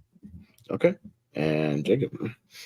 Yeah, so I haven't seen Platoon. I was gonna watch it, but I prioritized some Gary Oldman since I had about twice as many blind spots when it came to Gary Oldman than I did Depp. I think Sleepy Hollow is great. It moves up my list like every single time I watch it. I think it's fantastic, and yeah, it's just about like a straight up horror movie, and I think it's got some really great performances. And it's funny, while something I've noticed tonight, while Gary Oldman and Johnny Depp may not have worked together, there's been a lot of actors they have both worked together, because we got Christopher Walken here in Sleepy Hollow, who was in True Romance. They both worked with Alan Rickman. And so. I'm really surprised with the length of both their careers. They never crossed paths at all in any movie. It's kind of crazy that they never. I mean, there's still time. Obviously, it's not like they couldn't. In the future. I mean, they were both in the same franchise. Yeah, but just not at the same time. Right. All right. So. All right, cool. Well, 3-2 for Sleepy Hollow on this one. We'll go down to A Nightmare on Elm Street for Depp and Cry Baby, the John Waters movie. So, Steven. Well, this is easy because I have not seen Cry Baby, and A Nightmare on Elm Street is my favorite horror franchise. Although the original Nightmare on Elm Street is actually not my favorite of the franchise. That's always been for me Dream Warriors. Dream Warriors, yeah. But I also love Dream Master and New Nightmare a little bit more too, to be honest. But the original is still great. So yeah, I'll go with Nightmare on Elm Street. All right, Chris. Yeah, Nightmare on Elm Street for me. I'm watching Cry Baby, one of Johnny Depp. First of all, Nightmare on Elm Street is a better movie. All right, Ross. I'm gonna go with Nightmare on Elm Street. Crybaby's weird, but I like Nightmare on Elm Street. Crybaby is a good musical. It's just a little bit too weird for me, and I love weird, but this is John Waters weird. So, but I'm gonna Nightmare on Elm Street. John Waters making a weird movie? You don't say. I know. You don't say. Jacob. Yeah, this is interesting because I like both of these movies. I'm a Dream Warriors guy when it comes to Nightmare on Elm Street, but I think this first one is good. So I think just because of the fact that Johnny Depp doesn't actually do the singing in Cry Baby, I'll go with Nightmare on Elm Street. Like, just let Johnny Depp sing. We learn later on that he's actually a pretty decent singer. Yeah, I'm gonna go. I'm gonna go Nightmare on Elm Street. I almost played his death in Nightmare on Elm Street for the opening of the tournament, getting sucked into the bed and the gallons and gallons of blood, just because I thought that'd be fun. But yeah, I still think it's great. I'm also with Steven. I'm a Dream Warriors guy as far as like my number one. But you know, this one's like right behind it, probably number 2 or 3 in the series. It's great. So yeah, I'll go with Nightmare.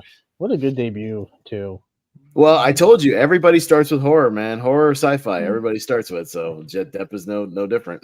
Jumping on the Nightmare. So, all right, going down to What's Eating Gilbert Grape and Transcendence. So What's Eating Gilbert Grape wins. All right. I had a Transcendence there because it was such an epic. Like, I remember the marketing of it. They tried to make it seem like, you know, it was Wally Pfister, who was like Christopher Nolan's cinematographer, and they tried to make it seem like this big movie, and then it sucks. It's terrible. So, does anybody disagree that it's terrible? No. Nope. What's Eating Gilbert Grape is good. Of course you did, too. It's not a good movie, dude. It's not. It's not a good movie. Get out of here. Gilbert Grape's a good movie. All right. I haven't seen Gilbert Grape, to be honest. Nope. Okay. Dark Knight and Charlie and the Chocolate Factory. So do not. Do not. People, please do not. I'm just saying, it got lots of love the other night, so I feel like I have to go through this just as a formality. Because my God, did it almost got to the final 4 with I know. the Remember we did the that other was night. Jesus Christ, I was dying. Okay, I've defended Charlie and the Chocolate Factory, but it should not have beat Lord of War. No, exactly. That's what I thought. I was like, that's a way better movie. Anyways, Chris, what do you got here? Less than Charlie and Chocolate Factory, my least favorite. We have so far. This series of stuff we have, Willy Wonka and Charlie Factory. I hated it.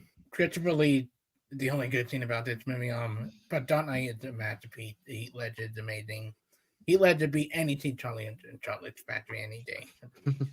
Yeah, Ross. I'm going with the Dark Knight. Charlie and Chocolate Factory is good, but it's nowhere near, near Final 4 good.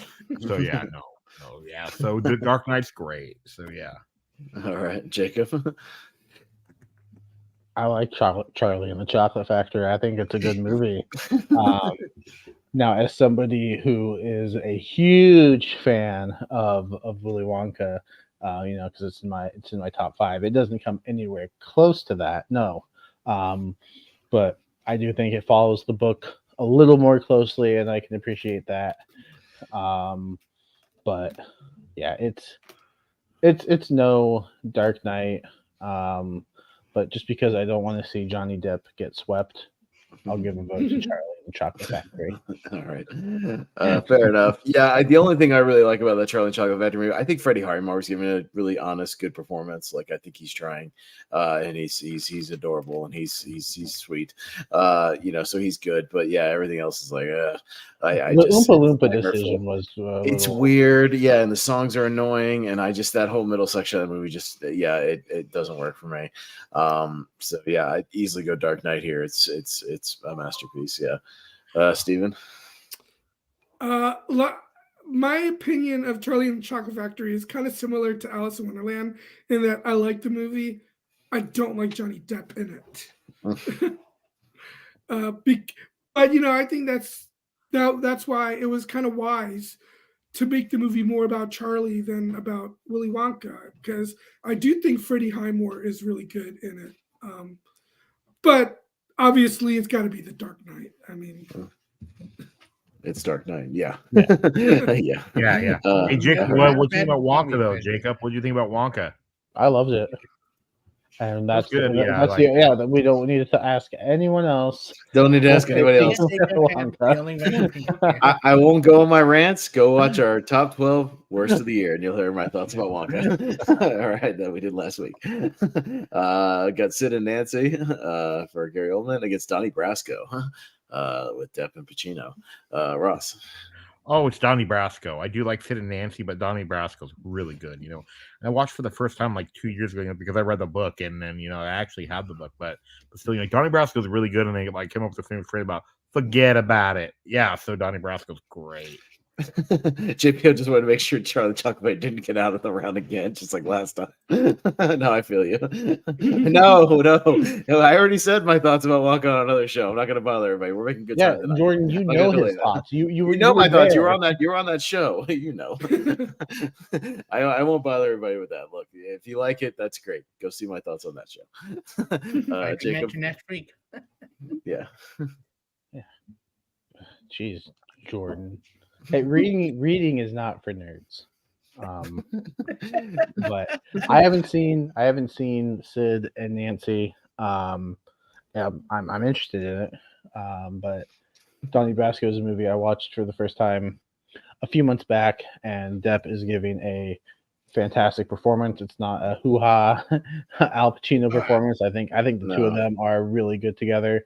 I kind of wish they did more together, because I think they actually are fantastic together. So I'm going Donnie Brasco. Well, you can go watch the replay of the show. It's on the Movie Hero Network. You're on there. Yeah, why are you against giving us views? Yeah, right. Go watch it again. Bump those views up.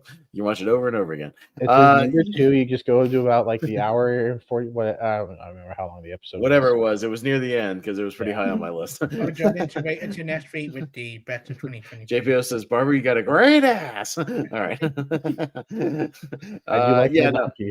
Yeah.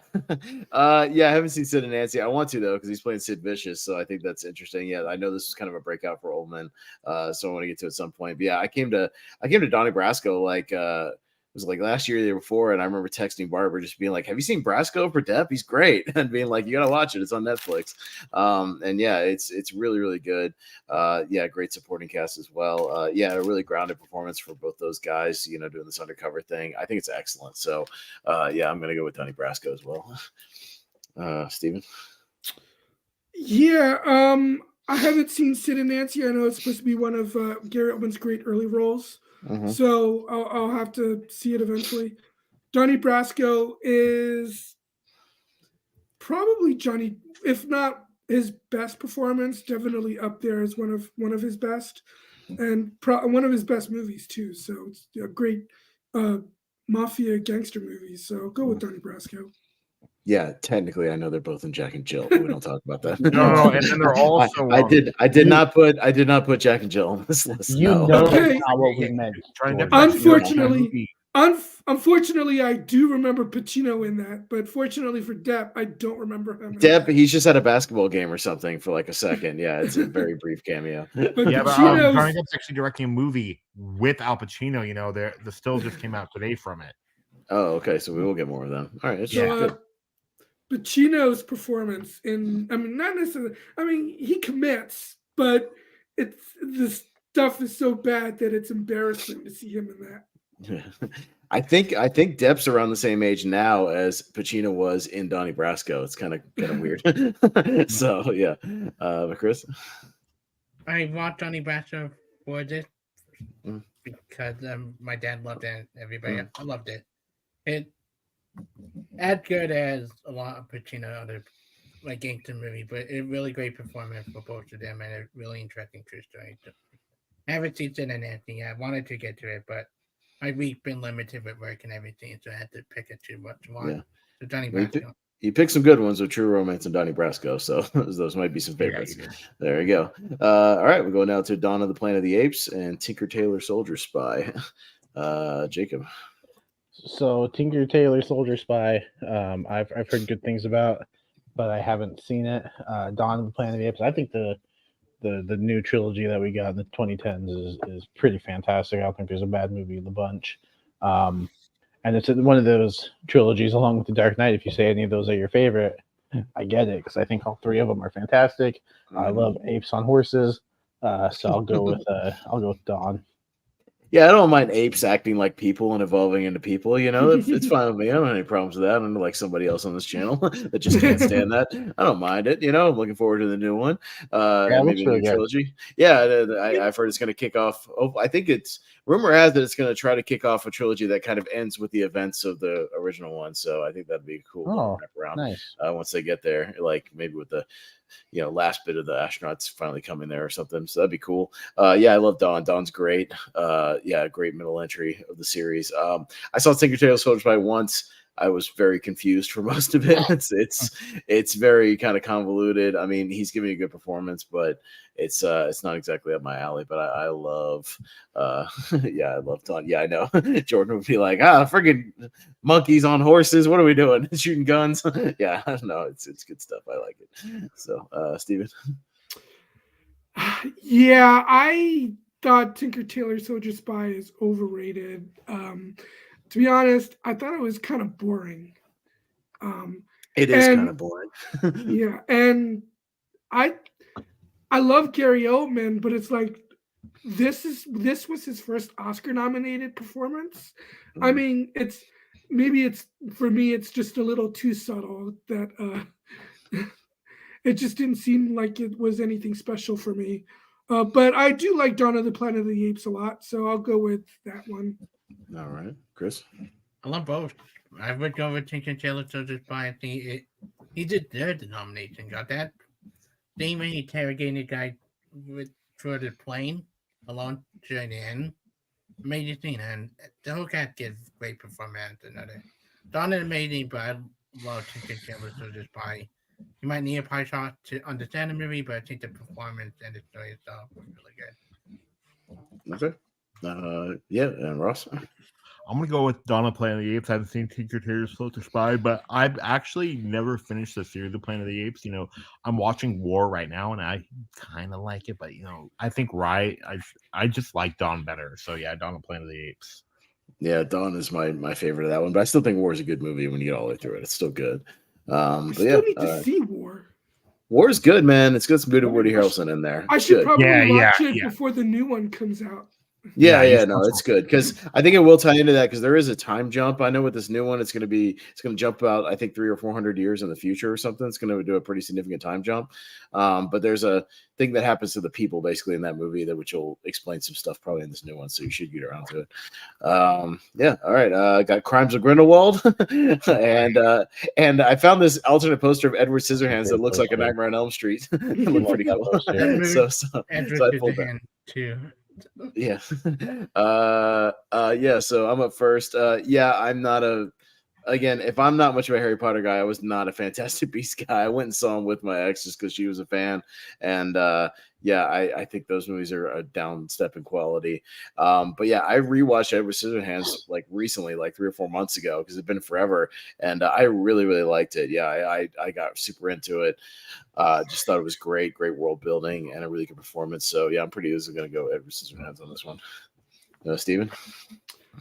Yeah, I've seen all the Harry Potter movies, but I haven't seen any of the Fantastic Beasts. You're not missing much. You're not. Yeah. I actually started watching Edward Scissorhands before doing this. Mm-hmm. I need to finish it. It's good so far. I'm enjoying it, so I will go with Edward Scissorhands. One of Danny Elfman's more underrated scores from him and Tim Burton's collaborations. It's really, really good. I mean, it's going to be hard to top Batman. I know. I just mean like it's up there near Batman. You know what I mean? Like as far as their collaborations, Batman will always be number one, but I think it's really, really good. Yeah, Chris. Edward Scissorhands. You want to know what killed the Harry Potter franchise? That movie was the biggest insult to a series that I love, and what they did with that stupid Dumbledore twist at the end. Fuck you, J.K. Rowling. Never write movie script ever again. You do not understand your role. How did it? She created it. What are you talking about? She can do whatever she wants with it. Yeah, right. Hey, to be fair to him, like say you don't like it. That's fine. Don't say she doesn't understand her world. As well and watch the movie, she contradicts herself with this movie. Fuck this movie. I like the sequence. She contradicted herself in the Harry Potter books. It's better at Grindelwald than freaking Johnny Depp. To be fair to Chris, his opinion of this movie is kind of how I felt about Chris Carter when the X-Files came back, like 5 or 6 years ago. Like, totally destroyed. I thought that show's mythology. Yeah, I mean, it can happen. Russ. Okay. I'm gonna go with Edward Scissorhands, but I have kind of a short, funny story about this series. Okay, like I told my friend how I'm like rewatching them. This was back in June, and then I told him I watched them all this week, and then like she says, "How were they?" And I said, "I don't remember them." And I had watched them that week. And if I can remember things from like 20 years ago, small details in movies. So if I can't remember anything about them, that's a week after watching a week later.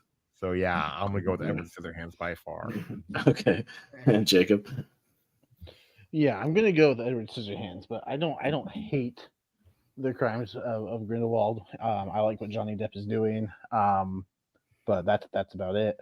The rest of the movie as a whole, it's okay at best.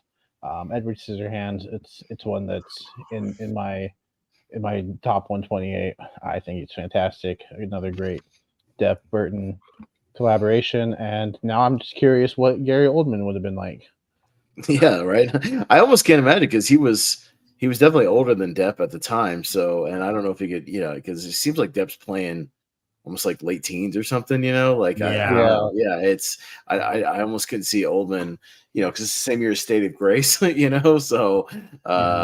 I don't know. It just would have been. Interesting. I mean, he's a good. He's a good actor. I'm sure he would have pulled it off. He's a great actor. Right. I would have not hated Crying Grindelwald so much if they had just kept Colin Farrell in the role of Grindelwald and not changed it to Johnny Depp. Yeah, and then they changed. Oh yeah, too. Plus, Tom Cruise was supposed to play him too. Yeah, Mads Mikkelsen was okay, but that movie was a mess. Yeah, Tom Cruise was supposed to play Edward Scissorhands. Tom Cruise would have been interesting, but I don't know if he's got actually enough. A deep fake of it too. There's a deep fake on YouTube of Tom Cruise's Edward Scissorhands. Interesting. All right, so there's The Hitman's Bodyguard and RoboCop, the remake. So Steven. I really enjoyed The Hitman's Bodyguard. I love the chemistry between Ryan Reynolds and Samuel Jackson, and then you got Gary Oldman playing the bad guy, and I think it's always fun watching him frothing at the mouth, being over the top. And yeah, I think it's a lot of fun. I hated the sequel, but I love actually.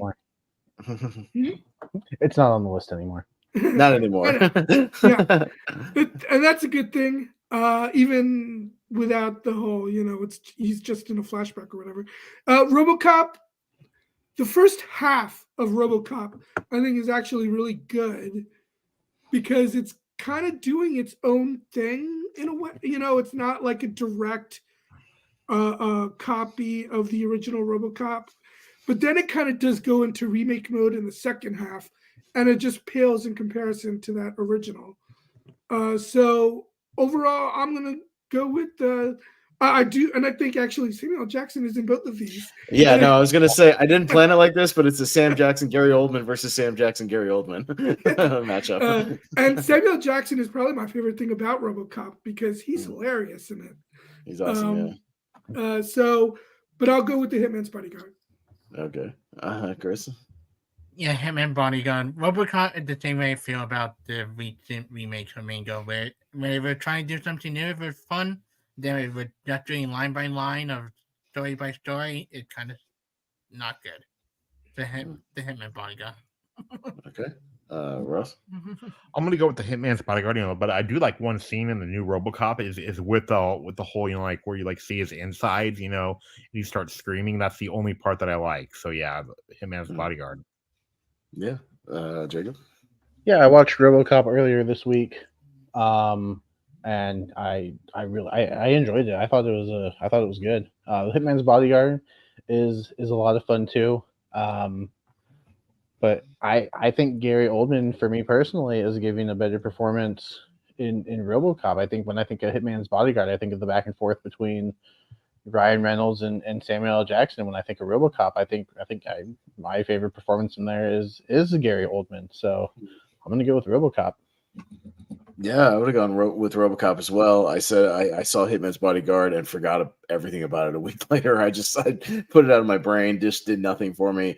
Yeah, I defend that RoboCop remake. I'm not saying it's better than the original. I love the original, but I think it's doing some interesting stuff and does enough differently to where, yeah, I didn't know what to think going into it, and I ended up really liking it. Yeah, that scene is nightmare fuel where they pull apart his body and it's just like his head and his lungs and stuff. Yeah, it's horrifying, and I think there's some good stuff, good ideas, good stuff in there. Yeah, Sam Jackson as that TV guy is great in the movie. He's fantastic. So yeah, I would have gone RoboCop, but it'll be Hitman's Bodyguard, and we'll go down to Hannibal and Rango. So it'll be Chris this time. Yeah, Rango for me. I'm not. Besides Silence of the Lamb, I'm not the biggest fan of a lot of the other like Hannibal movie. I like Silence of the Lamb. I like the TV show a lot. Don't like any of the other movie. Rango for me, it's fun animated movie. I had to feel, and Lodi in Las Vegas cameo is pretty funny. So Rango. All right, Rango. All right, Ross. Rango's. I do like Hannibal. Okay, the book is way better, but I do like Rango. Rango is fun. So yeah, Rango. All right, Jacob. Yeah, I didn't get to Hannibal. Rango is. I think Rango is fine. It's funny. Had this gone up against Kung Fu Panda 2, I would have given my vote to Kung Fu Panda 2 because I think Rango is it's just fine. 2011 just must have been a slow year for animated movies because this was your best animated feature winner. Where I think Kung Fu Panda 2 maybe should have taken it. But because I've seen it and I still think it's decent, I think it's okay. I'll go with Rango. Jacob, we could almost do like a Hannibal franchise thing on a podcast about movies because you got Manhunter, the old school one, Michael Mann one, and then the 3 Anthony Hopkins ones, and then we don't talk about Hannibal Rising. So it's really bad. Well, I don't know. Yeah. Yeah, I know. What movie? I don't either. I don't know. I slept through half that movie in the theater, and haven't gone back. I didn't care to go back to it. Yeah, I saw Rango once in the theater. I just remember being really off-putting when the man with no name shows up, but it's Timothy Olyphant instead of Clint Eastwood. I thought that was weird, like voice-wise. That threw me off. I mean, I like the tribute, but I thought that was odd. But I like Hannibal, man. I like all 3 of those Anthony Hopkins movies. I think some of them are underrated. I think Red Dragon's underrated too. Yeah, I think there's some really disturbing stuff in there. So yeah, I'll go with Hannibal. Steven? Yeah, I'll go with Hannibal since I haven't seen Rango, and Hannibal's all right. I don't, the ending, with Julianne Moore with Clarice and Ray Liotta's character. Oh my god. Not sure I care much for that ending, but Gary Oldman, that's just another one of his extremely unrecognizable roles since he's playing a hugely disfigured person. Yeah. It's really good practical makeup though, with his face basically shooting off. Like it's really good makeup. Yeah. So I'll give him credit for that. Yeah, so I'll go with Hannibal. I don't think it's. Have you been to the mansion there, right, Austin? You've been to that mansion, right? Been to the mansion? Oh, the Biltmore Mansion? Yeah. Isn't it right? I made a video. Yeah, I made a video of the Biltmore Mansion years ago on Facebook because it's the Richie Rich Mansion also, and it's in the American, or it's in My Fellow Americans. It's in a bunch of movies. Yeah, that mansion they use right up the road from me. So, yeah, if you ever get to Asheville, go see the Biltmore Mansion. It's been used in a lot of movies. Yeah. All right, we got Rango. Jacob, you said 2011 must have been a slow year for animation, but that was the year. As far as the nominees, yeah, because that was the year that The Adventures of Tintin came out, and I love that movie. Yeah, I haven't seen that one either, but yeah, the nominees that year were.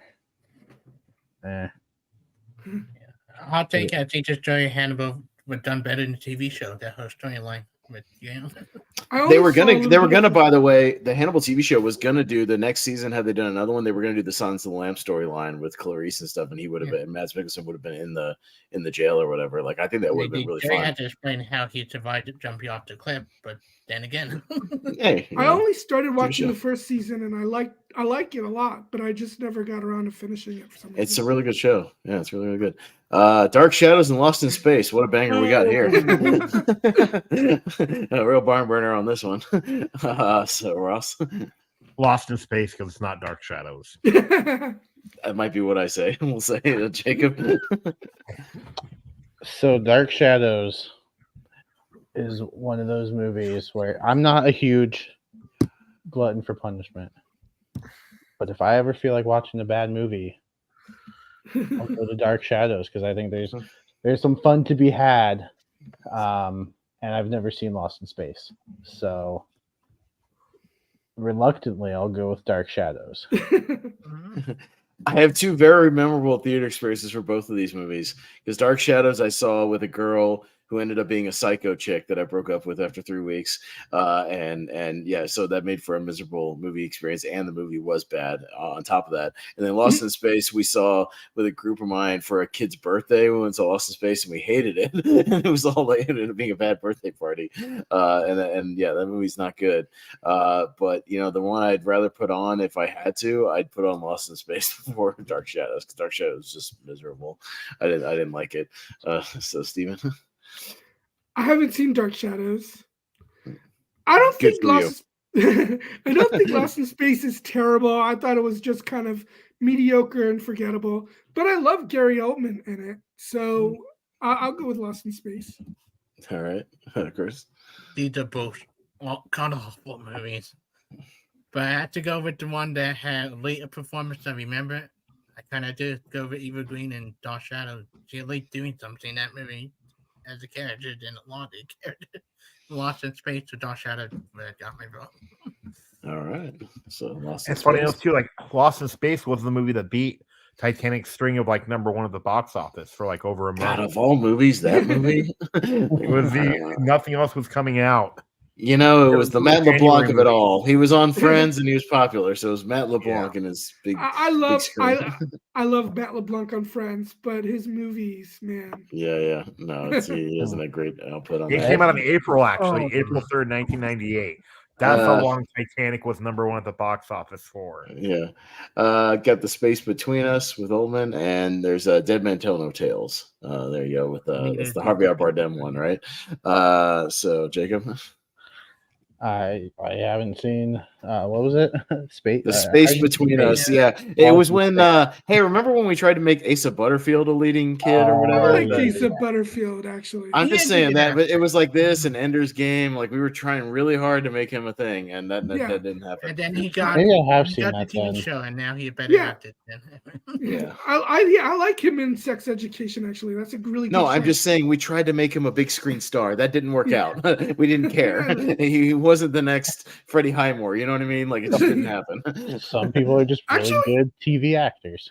Actually, they have kind of interesting parallel careers, he and Freddie Highmore. Well, I know because Freddie Highmore has done like 2 pretty well-loved TV shows too. Yeah, as well. So yeah. But yeah, since I haven't seen it, or maybe I have actually, and I just don't remember because it actually sounds familiar now. But once again, I like pirates. I'll go with Pirates. Okay.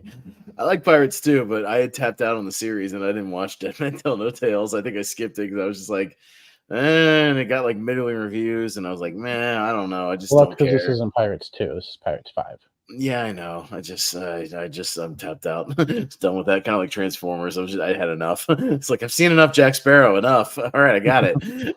But The Space Between Us, I saw in theaters, and it's really corny and just not good and just plotting and bad. Gary Oldman's fine, but he's kind of phoning it in. So I'll go with Pirates, even though I haven't seen it because I really don't care. Which is funny. We're gonna have like a match of 2 movies we don't care, and then Lost in Space. So something on like the Sweet 16, not the Elite 8. Hopefully, hopefully something. This is the easy bracket. Steven. Well, you mentioned when they try to make Asa Butterfield a thing, but this movie also has Britt Robertson. At the time, she had like Tomorrowland and this. Oh yeah. Although I like Britt Robertson too, so shame. I actually never saw Space Between Us. I thought it looked kind of interesting, but I never saw it. Dim and Telltale, I thought was a nice rebound for the franchise after On Stranger Tides. So I'll go with it's a shame it must have not done well at the box office since we haven't had, and although the whole Johnny Depp stuff might have been to blame for that too, because they kind of set things up for for some things for other pirate movies coming up, but guess that'll never happen. But I'll go with Dim and Telltale. All right, Chris. Once again, these are two pretty bad movie. You want to see Johnny Depp phone in a performance?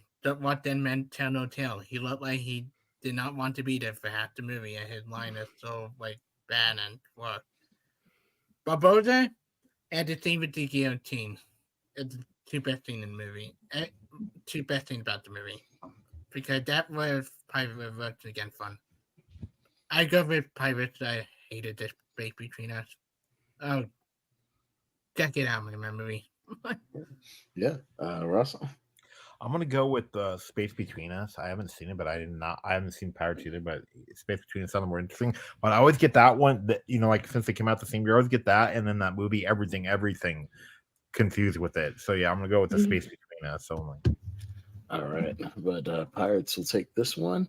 And there we go. We are done. Excellent job, everybody. Excellent work. It is speed round time. We are making great time. So I'll play this and we'll get it going. Now, is there anyone out there who wants to go fast? Anybody? I want to go fast. Hey, get him a suit. Hurry up, make it happy. Let's go. Hustle up. I want to go fast. So yeah, well, this is how we speed round it. Just kind of a 10 or 15 second or less sort of thing. And we'll see which ones. We'll see what happens. Some of these versus ones can end up being pretty even in the Elite Eight. Sometimes they're a little lopsided. We'll see what happens here. We'll start with myself. We'll go Ed Wood versus Darkest Hour. I'm going to go Ed Wood. Steven. Darkest Hour. Okay. Chris. Ed Wood. Ed Wood. Ross. Johnny Depp's best performance ever. Ed Wood. All right. Jacob. Ed Wood.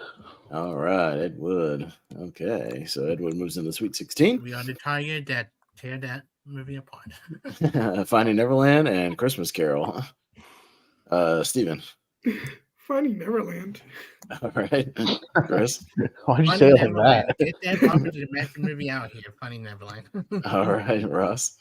Finding Neverland. Jacob. Finding Neverland. I know Jacob's going to be dreading the next round, though. But I'm going to say already Neverland. I know, right? Yeah. It's one of those movies is not going to make the 8, which is unfortunate. All right. We got Black Mass and Prisoner of Azkaban. Chris. Harry Potter, Prisoner of Azkaban. All right. Ross. Black Mass. Jacob. Azkaban. I'll go Black Mass. Steven. If it was any other Harry Potter movie, I would have gone with Black Mass, but Prisoner of Azkaban. Okay, so Prisoner of Azkaban takes. So Oldman finally gets one in the Sweet 16 there. We got At World's End and Air Force One. Oh, these are two of Steven's favorites. Uh-oh. All right. We got a minute to think about it because Ross is up first. Oh, I gotta go with Air Force One. Okay.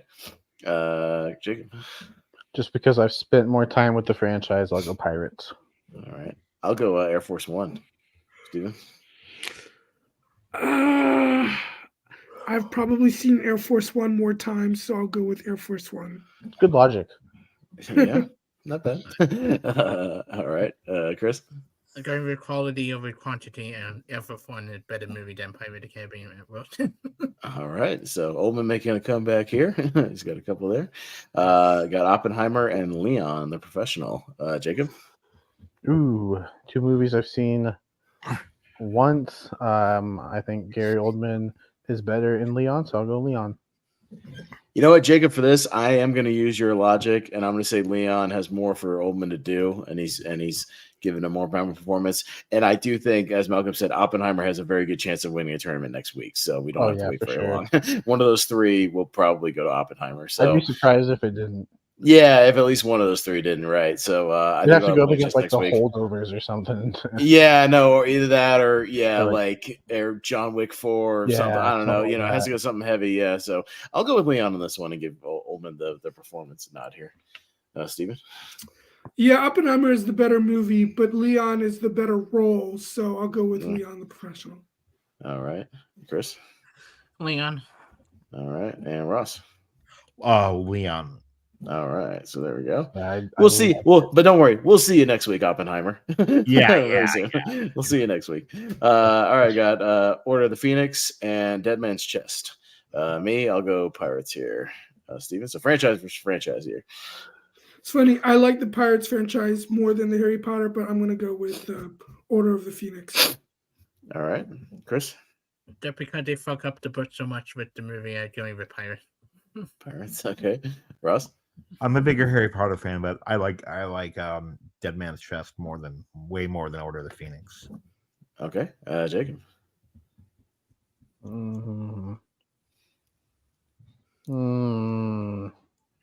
Pirates. Pirates. All right, Pirates takes this one. That's a close one. Yeah, it's a close one. Amy Got Jones, Batman Begins and Corpse Bride. Steven. Batman Begins. All right, Chris. Batman Begins. Ross. Batman Begins. Jacob.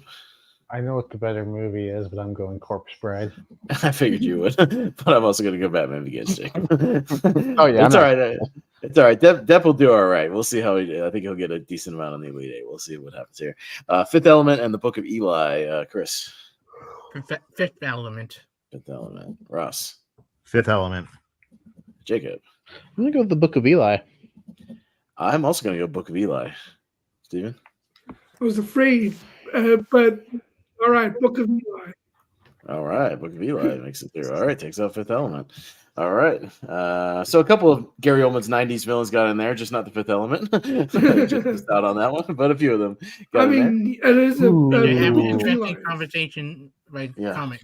Another two Oldman kind of villains, Lee Harvey Oswald and Drexel. So Ross would be up first for True Romance and JFK. As much as I hate this, True Romance by a hair. Okay. Jacob? Yeah, that Gary Oldman scene just made me want to watch the rest of the movie, so I'll go True Romance. Yeah, it's well worth it. I love the movie and Oldman's performance, so I'm going to go True Romance. Steven? And I'll go with JFK since I've seen it.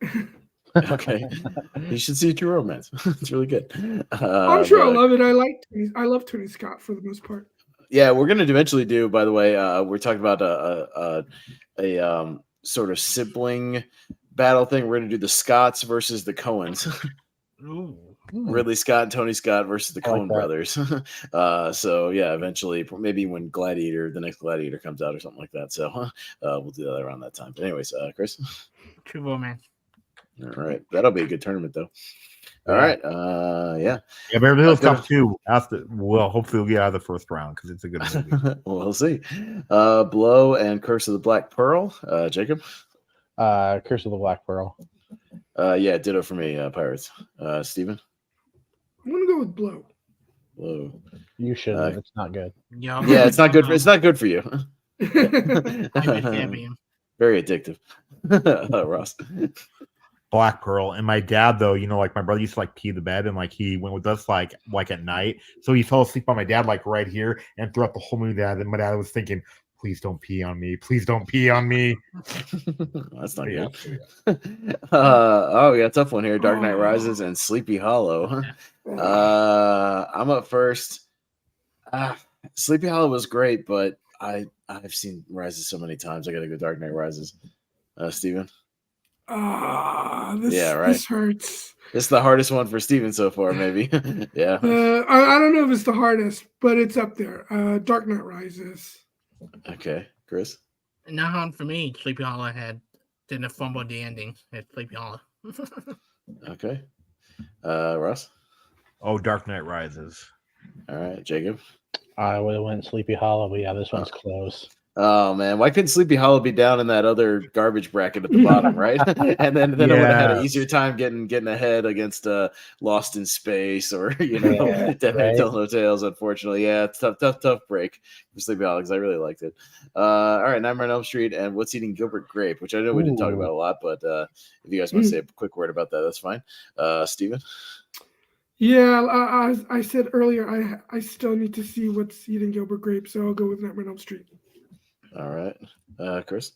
I made a decision between True Romance and Eating Gilbert Grape, so True Romance. I want to see what Eating Gilbert Grape or Nightmare on Elm Street. Okay, Russ. What's Eating Gilbert Grape I love, and then like Darlene Cates is really good to the mom, and like Mary Steenburgen, and then I actually learned how this movie that taught me about like anybody can drown, even a little bit of water. So yeah, if you remember that part. So Gilbert Grape? Yeah, Gilbert Grape, yeah. Gotcha. Jacob? I think as good as Depp is in Gilbert Grape, I think Leo is just as good. I'm going to go with Gilbert Grape, but this one was another close one.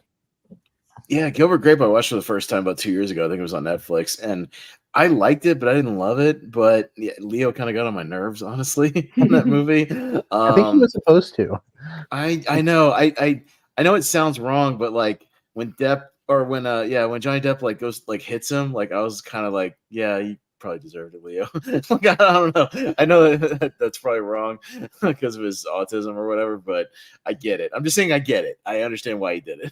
Yeah, he's dealing with it all day. But I didn't love the movie overall. I liked it, but I'm gonna go Nightmare on here because at least he has a very memorable scene and a memorable death. So I'll go Nightmare. I do think Leo deserved the nomination he got for. He's good at what he's doing. It got on my nerves. That's all. No, I get that. I totally. Yeah. I mean, he's committed. That's for sure. Just for the 5th time he tries to climb that tower, I was like, Jesus Christ, kid! Like I think the final scene when mom's in bed, and I think that scene is. Oh yeah, no, that scene is very very good. Yeah.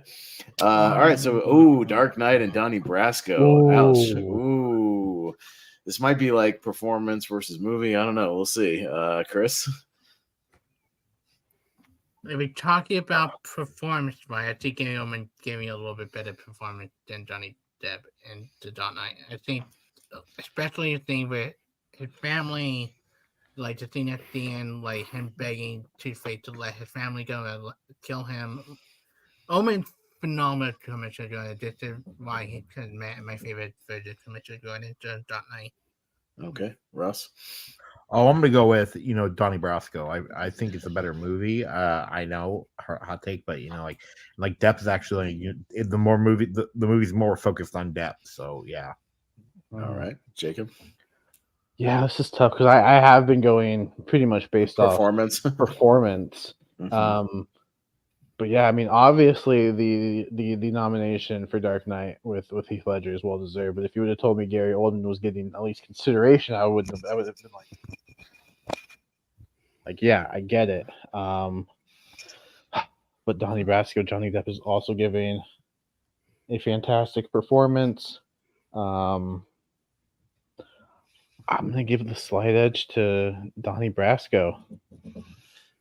I'm just going to go with the logic that we've seen Dark Knight on here a lot, and Donnie Brasco barely ever comes up. And this is a chance to really showcase a Depp movie where I think more people should see it, and he's really good.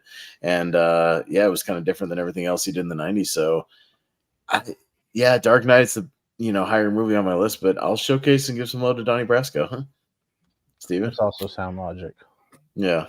I was going to use similar logic in that the Dark Knight's won tournament fights, I think, multiple times, and is on here a lot. And I don't remember seeing Donnie Brasco on here a lot. So because of that, I go with Donnie Brasco.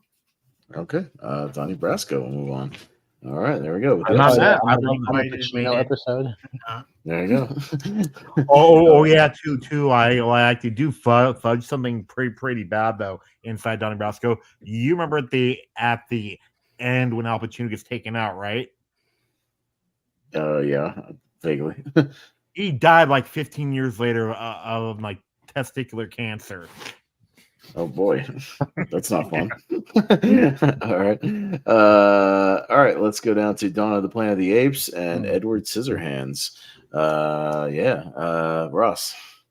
I'm gonna go with Edward Scissorhands only because like Johnny Depp gives a better performance in there, and then like I think it's a better movie. But Donald Play on the Apes thing, like Gary Oldman is doing stuff we've seen him do before. So yeah, I'm gonna go with Edward Scissorhands. Yeah, Jacob. Yeah, as much as I love that Apes trilogy and this one in particular, I'm gonna go with Edward Scissorhands. Yeah, I'm almost with Ross on that. Like Ullman's good, but he's not doing anything like super standout, but he's like solid. He's the anchor in the movie. But yeah, Depp, this is like one of his great early roles, and he really, showed his range and everything, and it's a really good performance. So yeah, I'll go with Edward Scissorhands. Steven? I'm going to go with Dawn just because I've seen all of it. I need to finish Edward Scissorhands, but I'm looking forward to finishing it. Yeah. Chris? I think Edward and much. I think Omen's great and did that scene where he getting emotional over a picture of his wife and kid. I think is a really great thing. That does not a lot of dialogue, but Edward Scissorhands a better performance. Okay, all right. Yeah, Edward Scissorhands. Let's see if we can get to Ed Wood versus Edward. Ed. Yeah, we'll see. We might. Hitman's Bodyguard and Rango. Jacob? Rango. Yeah, it's two kind of mad movies for me, but I'll go Rango. Steven? Hitman's Bodyguard. Okay. Chris? Rango. Ross? Rango. Okay, Rango. And we'll go down to Lost in Space versus Dead Man Tell No Tales. No. I know this is where we needed some Sleepy Hollow or something down here to slide in there. I know, but it's random. I don't rig it. It's random. So hey, it is what it is. Those were the leftover movies on the wheel when I got there. It is what it is. So I'll go Pirates here just because I did not love Lost in Space, but Pirates still has at least Jack Sparrow, I guess. Steven? I liked Dead Man Tell No Tale, but I will say this. I don't think anybody would have complained if you did rig it just this one time. Oh, right. Sleepy. I know, but I don't. I'm an honest man, even when I'm by myself doing these. I don't do that. So Jacob knows. Sometimes you gotta. The wheel is tough. The wheel can be unforgiving. That's why we don't do seats. Yeah. So you're going Pirates? Yeah. All right. Chris? I hate both of these movies for very different reasons, but Pirates, they'd be eliminated right now anyway. So. Okay. Ross? I'm gonna go with Lost in Space because I haven't seen Pirates, and I gotta rewatch Lost in Space, because I just saw it in the theater. I haven't seen it. You don't have to. I just want to see how bad it is. Sure. Don't watch the credit review any reviews on YouTube. You don't have to watch it. Jacob? Pirates. All right. So Pirates makes it in. And all right. So now we're into the Sweet 16 here. So that means all the winners of these next matchups will be the Elite Eight. And we'll see who kind of gets the most movies in there out of Oldman and Depp. And then we'll go to a winner. We got a tough one to start with here for Depp versus Depp. Finding Neverland versus Ed Wood. Jacob, you got a minute to think about it, but we'll start with Steven. Finding Neverland. Okay, Chris. How much I love Ed Wood. Just the scene alone when he died and they reenact the play for her since she could have gone. I'd like to stop. It's Finding Neverland. Okay, Ross. Ed Wood. Jacob. I'm gonna make you make the decision, Ed Wood. I thought you would just put it in because you could have. I love Ed Wood is moving up the list every time I watch it though. I know. I thought you would have secured your movie though, but I'm gonna go Ed Wood. I think Ed Wood's brilliant. So all right, yeah, I don't know. It's one of those things where I think Finding Neverland might be. Ed Wood's amazing. Yeah, but I wouldn't have been mad about Finding Neverland though. He's very good in that movie as well. Like it's one of those things where I think Finding Neverland might be. I like it more, but I think Ed Wood might be the better performance. And so since that's what I've been going on all night, I felt like I had to stay consistent. Yeah. Next one will be better. That's great. Yeah, but Vincent D'Onofrio is actually in Ed Wood. Yeah.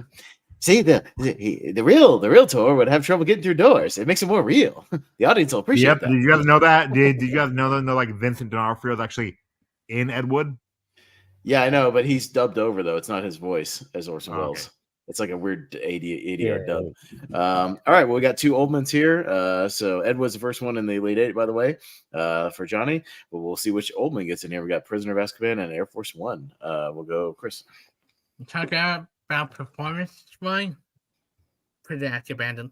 The first scene where Sirius Black alone is fantastic performance for Gary Oldman. Okay, Ross. Oh, I'm gonna go with Air Force One. Okay, Jacob. Prisoner. I'll go Air Force One. Leave it up to Steven. Air Force One.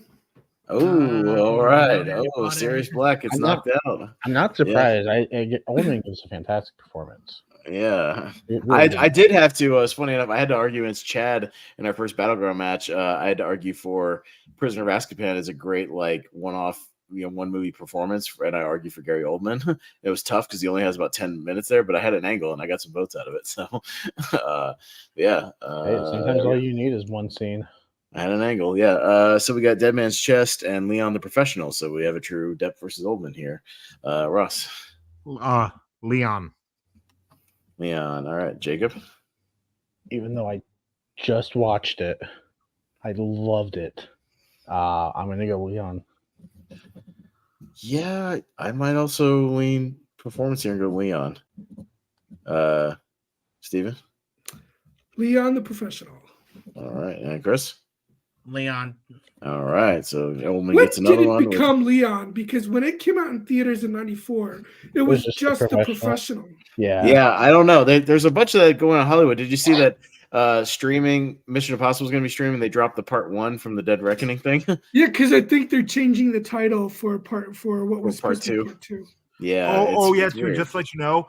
Okay, the theatrical cut is called The Professional, but then the director's cut to differentiate them is called Leon the Professional. Okay. I think it's just known as Leon the Professional now, though. It's just everywhere. It's weird. Yeah. But I do remember when it used to be called The Professional, Steven, like in the ads back when it came out. Yeah. All right. Yeah, so Leon right there. Yeah, right. All right. We got more Oldman versus Oldman. We got Batman Begins and the Book of Eli. Jacob? Batman Begins. Yeah, these are both good Oldman performances. I'll go Batman Begins. Steven? It probably won't win, but I would like to see the Book of Eli move on. So I'll go with the Book of Eli. We'll see. Chris? Batman Begins. Yeah, Okay. And Ross? Oh, I'm gonna go with Batman Begins. All right. Well, we tried. All right. Batman I Begins. said it probably won't win. I mean, I if know, you would I have said something earlier, I would have. You know what else would have had a better chance over in that crummy bracket? Something like Book of Eli. Would have probably Yeah, I wiped would the have. floor- I would wiped have the voted floor for it with that over with Eli. that corner of the bracket. Johnny Depp movie that didn't make the list would have been better the other side. I don't know if anyone would have really had a chance, but we'll see. But all right, this is a tough match. We got True Romance and Curse of the Black Pearl. It's a tough one. Me first. Damn. True Romance is in my 128, but I mean, Jack Sparrow is kind of an iconic performance because of this movie. I guess I'll give it to Pirates for the performance and the pop culture, whatever of it. So, Steven? And I'll go with Pirates just because it's the one I've seen. Okay. All right. You would Chris? really like True Romance, Steven. I'm watching Pirates. I had to go True Romance. I just think Gary Oldman portrayal is something that you don't see from him every day. Yeah. Ross? I'm gonna go with Pirates only because of the performance, but True Romance I think is a better movie overall. Yeah, I might agree with that, but Jacob? Pirates. Pirates. Okay, so we at least got one pirate movie, probably the correct one at least. Yeah. The original. For the one everybody remembers and quotes all the time. All right, so Pirates makes it in there. At least the first one does. We'll go to Dark Knight Rises and A Nightmare on Elm Street. Steven, you get to go first. It's a tough one. I love both of these franchises, but Yeah, as right. I've said before, Nightmare on Elm Street is actually not my favorite of the franchise whereas The Dark Knight Rises is. So The Yeah. Dark Knight Rises. Yeah, I figured that's where you're going. Chris? This comes down to performance. I think Gary Oldman gets sidelined a lot in Dark Knight Rises compared to the other Batman movie. I think Johnny Depp in Nightmare late a lot more. All right, John. All right, so Nightmare. Ross? Dark Knight Rises. Okay. Jacob? Dark Knight Rises. Yeah, I think I'll also go Dark Knight Rises. So, all right, hang on a second. It's funny, The Dark Knight Rises is going to make it in the poll, but not The Dark Knight. Interesting. Donnie Brasco and Edward Scissorhands. This is a tough Depp one. Oh, one of these won't make the poll. Chris? They make it interesting. Yeah, much Johnny Brasco is great. I think Edward Scissorhands, he does a lot without speaking. Like Edward. Go with Edward. Okay. Ross? I'm going to go with Donnie Brasco. I think it's actually a better performance. Okay, it's going to be close, Jacob. Yeah, the performances are really close. I think just because it's been with me a little bit more, I'll go with Edward Scissorhands. Yeah, both I've seen very recently, and both are great. Man, it's like iconic Johnny Depp performance versus underrated Johnny Depp performance. I'll make it interesting. Go Donnie Brasco. Steven. I'm going with Donnie Brasco. Yes. Wow. Oh, Okay. yes. Wow. I All can't right. hate it, but I am surprised. Yeah. No, we've had some good ones. Like I said, it All just depends on the matchup. And then of everything, Rango and Dead Man Tell No Tales. Oh, God. Everybody to be voting for Pirates. Let's just And one of these things, but yeah, we'll go around and see, Ross. I'm going with Rango easily. Okay, Jacob. Pirates. I'll go Rango. Steven. I haven't seen Rango, and I like Dead Man Tell No Tale. Okay. It's a good showcase also for Jeffrey Rush. Mm-hmm. All right. Chris. Pirate might be his worst performance he can give in any Pirates movie on Rango. Okay, Rango moves on. All right, so we've got our Elite Eight. Let me count it up and see. Let's see. 1, 2, 3, 4. Oh, it's split right down the middle, you guys. 4 Oldman, 4 Depp. That's awesome. For Depp, we've got Curse of the Black Pearl, Donnie Brasco, Rango, and Ed Wood. And then for 3 out of 4, correct? Yeah, right. But for Oldman, we've got Air Force One and Leon, 2 90s villain performances, and Dark Knight Rises and Batman Begins, 2 of his Gordon performances as heroes. So interesting split there. All right, so let's see who wins this whole thing and takes the whole thing. We'll see what happens. Scroll it out here just a tad. All right, so we're starting out with 2 90s performances with Ed Wood and Air Force One. Jacob. Ed Wood. Yeah, I'm gonna go with Ed Wood. Steven. Bye, Air Force One. I haven't seen Ed Wood, so I'll go with Air Force One. You got to see it though. It's great, Steven. You'll I think like you'd it. Highly I think you'd like recommend it. it. Yeah. Chris. Edward. Ed Wood and Ross. As I said before, I'm always switching back and forth between Ed Wood and Big Fish as my favorite Tim Burton movie. So Ed Wood goes through. It's quickly becoming one of my favorite Tim Burton movies for sure. I don't think anything over If you ask me on a different day, I might say Big Fish is my favorite. But today, I can never go higher than Batman '89 is just one of my favorite movies of all time. So I'll never go. Nothing will beat that. But it's getting Ed Wood's getting close. All right, Leon and Batman Begins. So Oldman versus Oldman here. Me.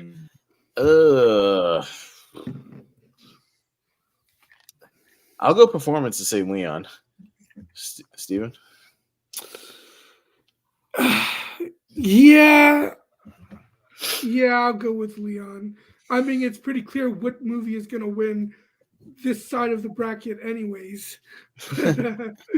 So it doesn't really matter. But yeah, we'll see. Your vote still matters, Steven. We appreciate voting. Chris? And never know. We've had upsets before. You never know what'll happen. Chris? Yeah, Leon, I think Gary Oldman would better commission good and the one that didn't make it through right through the middle. All right. Ross? Oh, I'm gonna go with Leon. Leon, he's way better. Plus, like how I love his manic drug addict energy in it. Okay. And Jacob? Leon. Leon, and I think that's going to be a 1994 matchup, by the way, too. Ed Yeah. Wood and Leon are both 94, I believe. So there you go, battle of 94 for both these guys. All right, we'll jump to the other side, and we got Curse of the Black Pearl versus The Dark Knight Rises. Steven. Oh, Dark Knight Rises. But did you even have to think about it, Steven? Yeah, right. Well, I didn't hear, so I was just looking. No, you're good. Chris. Return back performance, Pirate of the Caribbean, Black Pearl. All right, Ross. Oh, I'm gonna go with Pirates of the Caribbean, The Curse of Black Pearl. Okay, Jacob. Pirates. Yeah, I might go with the meteor performance, which is Pirates in this case. So yeah, but I love Rises though. I'm with you, Steven. It's a good movie.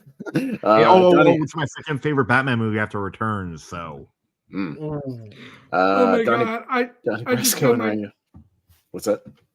I was just gonna. This can be later. It's not nothing to do with this, so it's fine. Okay, Chris, Donnie Brasco and Rango. Donnie Brasco. Ross. Brasco. Yeah, Jacob. Donnie Brasco. Yeah, I'll say Donnie Brasco as well. Steven. Yeah, Donnie Brasco. All right, Donnie Brasco into the final four. All right, so we got Depp is going to dominate the final four here. He's got 3 out of the 4. But yeah, we'll see what happens. He's guaranteed to make it to the championship. He's guaranteed to make it to the championship one way or the other. He will be in there, but we'll see what happens. See if Oldman can pull an upset here. We'll see. It's a strong battle of 94 here, as I said. Russ, Ed Wood. Ed Wood easily. All right, Jacob. This could be the finals. Ed Wood. Yeah, I'm hoping it'll win. We'll see. Ed Wood. Steven. I'm going with Leon the Pusher. It's funny. Obviously, Johnny Depp is going to probably win this, but I think Gary Oldman is a better actor than Johnny Depp. Personally. I don't know if I agree with that. I think they're pretty even, though. I don't know. Yeah. They both got good and bad. And in the middle. Like Mordecai hopefully was not on the list. Yeah, I didn't put Mordecai on here, Steven. Which I mean, Gary Oldman has some duds that you didn't put on the list. I know. They each have duds. So I mean, like they each have great stuff and duds and stuff in the middle. So we'll see. Chris. I would have gave it to Leon. I thought Gary Oldman is pretty scary in Leon. Okay. See, it was close. It wasn't a clean sweep. Like actually like Mordecai or no? I've never seen it. I mean, sorry, Chris Scott, doesn't he? Chris Scott loves Mordecai, yes. What? I do remember that. He loves Mordecai. Yeah, but he hates, No Country for Old Men in 2001. And he says There Will Be Blood is one of the worst movies ever made. Catching up on these. Do it for George Animal Steel. Yeah. He's rooting for Donnie Brasco. Oh no, Steven, don't give up, Steven. It's fine. Don't give up, Steven. Your vote matters. But on the other side, we got Curse of the Black Pearl and Donnie Brasco. All right, so Jacob, you're up first. It's close, but again, I just gotta go. I've seen it more. I'll go Pirates. Yeah, this one. He's so good in Brasco, but I think Pirates kind of reignited his career in the 2000s. So I'll go Pirates. Steven. Jack Sparrow might be his more iconic role, but I think his performance in Johnny Brasco is way better. So Johnny Brasco. Hey, he was nominated for an Oscar for Curse of the Black Pearl. Keep that in mind. Yeah, I'm not going to say way better, but yeah, I'm just saying it was nominated. Believe it or not. I didn't think Chris. That was like a really moment for me. I think the movie would not have allowed him. I think Pirates just because he made that world what it is today. Nobody else could have played Jack Sparrow but him. All right, Ross. I was gonna go with Donnie Brasco, because I it's more of a, it's more of my type of performance, but I do love Pirates, but Donnie Brasco. All right, see, it was close. It wasn't a clean sweep, so these have all been close. Did you read Jordan's messages? It's so funny. I didn't look. Tiptoes. We do not talk about that movie, Jordan. Oh yeah, I think I saw something about that. I saw that it was rated like a 4 on IMDb, and I just didn't bother with it. Yeah. No. He does a lot of acting on his knees because he's 5'11", and he plays a little person. Oh my god. It's hilarious. That's just insensitive. Yeah, right. Between All right. that and Jack for Camelot. No. All right. So we got Depp versus Depp here in the finals. Ed Wood versus Curse of the Black Pearl. I'm gonna go with. I think it might be his best performance. I'm going Ed Wood. Steven? I'm looking forward to eventually seeing Ed Wood, but for now, I'll go with Pirates of the Caribbean. Okay. Chris? I much love Ed Wood. I just think what he did with Pirates was interesting. Him animated, him acting, the teeth, and like he made that role unique in a way. So Pirates. Okay. This might be close. Ross? Ed Wood for me. Oh, it comes down to the biggest Johnny Depp fan, and it comes down to you, Jacob. Yeah. I'm going to put you on full screen with this one. I don't like that. Yeah, Because do it. it comes down to you. It literally, it's fate that it came down to the biggest Johnny Depp fan that wanted to do this tournament, and you get to decide Pirates or Ed Wood. You get to put it through. Okay, I won't do that the whole time for you. And I won't embarrass you like that. But No, you know. it's all good. I'll go with. It's actually really close, but I'm gonna go with Ed Wood. Okay, Yes! Ed Wood takes it. All right, there you go. Is Ed that Wood. the first time Ed first Wood's time won winner? anything? It's the first time Ed Wood has won. I think it's gotten to the final four or even the final two once before. I'm trying to remember what four. It was something. I don't even remember like exactly what it was. It was like one of the favorites movies or something like that. Somebody's favorite movie tournament. Was made it pretty far? Did it make it pretty far in the? Because we did wrestlers in movies. Yeah, it might have made it far in that one Yeah, too. far Yeah, in because animals in there. Yeah, I think it made it to the final four, but it's never actually won. So yeah, Ed Wood. What? I know I would say it. I know when I saw Ed Wood, it won rank them. Right, it won a couple of One rank them. Yeah. No, it's great. Yeah, if you haven't gotten around to it, it's amazing. It's a fantastic movie. The black and white stuff works. Yeah, if you like it's a celebration of bad movies. It's great. And the message It's is great fantastic. too. It's about like he knew his movies were shit. But he wanted to make movies. Yeah, you know? that's what I'm saying. He's just He wanted to passionate. make He just wanted to movies. make movies, and he loves movies, and he loved Bela Lugosi, and he just wanted to make movies. So it's very heartwarming. Yeah. Are you sure we shouldn't do another take? No. Cut. Wrap. That's it. Did you want to do it again? No. It's great. Perfect. Yeah. Moving on. Movie That's magic. amazing. Yeah, right. No, it's fantastic. But yeah, there we go. So Ed Wood takes that one. Yeah, it's been a favorite every time it's come up, but yeah, it finally kind of breaks through and wins the tournament there. So congratulations to Ed Wood. Excellent job there. But yeah, some really good stuff in this tournament. I think it worked out really well. And like I said, at least the poll will have 4 from each. So some good stuff for both those guys in there. Yeah, it sometimes works out like that, and then sometimes it doesn't work out like that. I think what was the recent one where we had like 6 and 2? It was like somebody who dominated the one. One of them Rockwell dominated the Rockwell Foster one. It was like 6-2 or something like that, and Rockwell took kind of dominated that one. I am looking forward to people's reactions that Batman Begins and The Dark Knight Rises are both in the top 8, but not The Dark Knight. Yeah, I know. Yeah, we'll see how that works. But yeah, we'll go sometimes. Yeah. Didn't De Niro also dominate the De Niro versus Pacino? I remember that. No, I think that one was fairly split though. I think. But yeah, so yeah, we'll wrap it up here with some plugs. So we'll go to Steven first. Anything you want to plug or get out there? I don't even remember when the next time I'm supposed to be on here. I don't have all the stuff. I don't have all the stuff that Jordan has in front of me. I just have like kind of a basic schedule of the channel. Yeah, I'll look it up, but no, I don't have anything to plug. Yeah, I gotcha. All right, so we'll go to Chris. What you got going on? Not much on. You see me joining channel. You see me Full Metal. You see a bunch of things. I got my blood match. You got Brian coming up and one of the channels I a little bit tired at the moment. And then everything else is pretty good. You see me here, I believe next week. I believe on Tuesday for part 2 of the 2003 tournaments. All right. 2023 tournament. I mean, little bit out of it, trying a little bit time. No, you're good. Ross, what you got going on? Actually, this is me and Will Spig's time of the year. We actually have our own awards channel. So and we're getting up right and early on Tuesday morning to film our reaction to the Oscar nominations because there's always surprises. So yeah. All right. Yeah, Mr. Barber, what you got going on?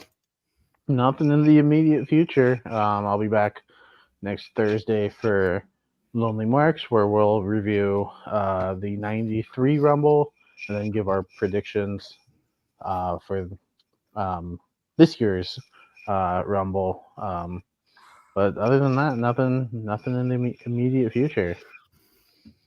Okay. Yeah, well, I'll just kind of talk about what's going on in the channel just here in the immediate future as I pull up something for Ed Wood real quick. I'm trying to scramble. Usually I do that while Jordan's doing all the plugs, but I'm trying to do that and do the plugs at the same time. So I'm getting it done though. All right, but yeah, in the immediate future, as far as the next week goes, we have our 2023 series, as we kind of alluded to. When Oppenheimer came up, that'll be our 3-part ladder series, but we'll be wrapping up 2023 with that. So that'll be next Monday, Tuesday, and Friday, parts 1, 2, and 3 on that one. Well, we've got 128 2023 movies, so that'll be a lot of fun, kind of wrapping up the year that was in movies, and we'll see kind of a wins. Yeah, Oppenheimer could definitely be a favorite in that tournament. We'll see if it does. Got some other good stuff in there as well. Lonely Marks next week. That'll be fun. I'll be on with Wolfman actually tomorrow night over on Mega Movie Z. We'll be doing our horror wrap up for 2023, our kind of roundtable discussion. And then right afterwards, we'll be doing some garbage. We'll be doing our monthly mistake and watching The Grudge 2020 and playing a drinking game with that. So as a bad horror movie, so you can tune in and watch us struggle to get through that one. I was watching it today, man. The movie's really, really boring, but we'll get through it. But still better than Thanksgiving 3. Sunday night, or not this Sunday night, but the following on the 28th, it will be our 2023 podcast for our top 12 of 2023. That'll be myself, JPO, Richie, Wolfman, and Jordan Anderson. We'll all be doing our top 12, just doing our kind of final show 2023. And then just one more just to wrap up the month on the 30th. We'll be doing not our final installment of the one word title tier ranker, but our kind of our last of the decade actual things before we get to the championship. And we're going to do the 70s and before. So pretty much everything, we're going to lump them all in there. It's about 110 movies. So we figured we'd just polish it off, get them all in one tier ranker. So that'll be interesting. There's some good movies in there as well. So for one word titles, we'll wrap up that series. Go Bambi, yeah. We got some good stuff. You got your Jawses, your Psychos. You got some good stuff in there. So we'll see what makes it for that one. So that's pretty much everything just kind of in the immediate future we got going here on the Movie Hero Network. So thank you guys very much for being on the show. Appreciate it. It was a fun, quick, breezy tournament. Thank you guys very much. I'm sure Jacob's at least happy that it came down to Depp and Depp and Depp movie won. So they had a good one at that. Sorry about Finding Neverland. That was a tough break right down there. I feel like Finding Neverland might have a better chance in future tournaments than Ed Wood. Isn't it? Won't we see it in the 2004 tournament? Right, because that's coming up on our ladder series. That'll be the next one on our ladder series since 2004. So we'll see it again. I think that's coming up in a couple. That's coming up. I believe the second week of February or so. Or the third week of February. That's coming up 2004. I think it's got a good chance.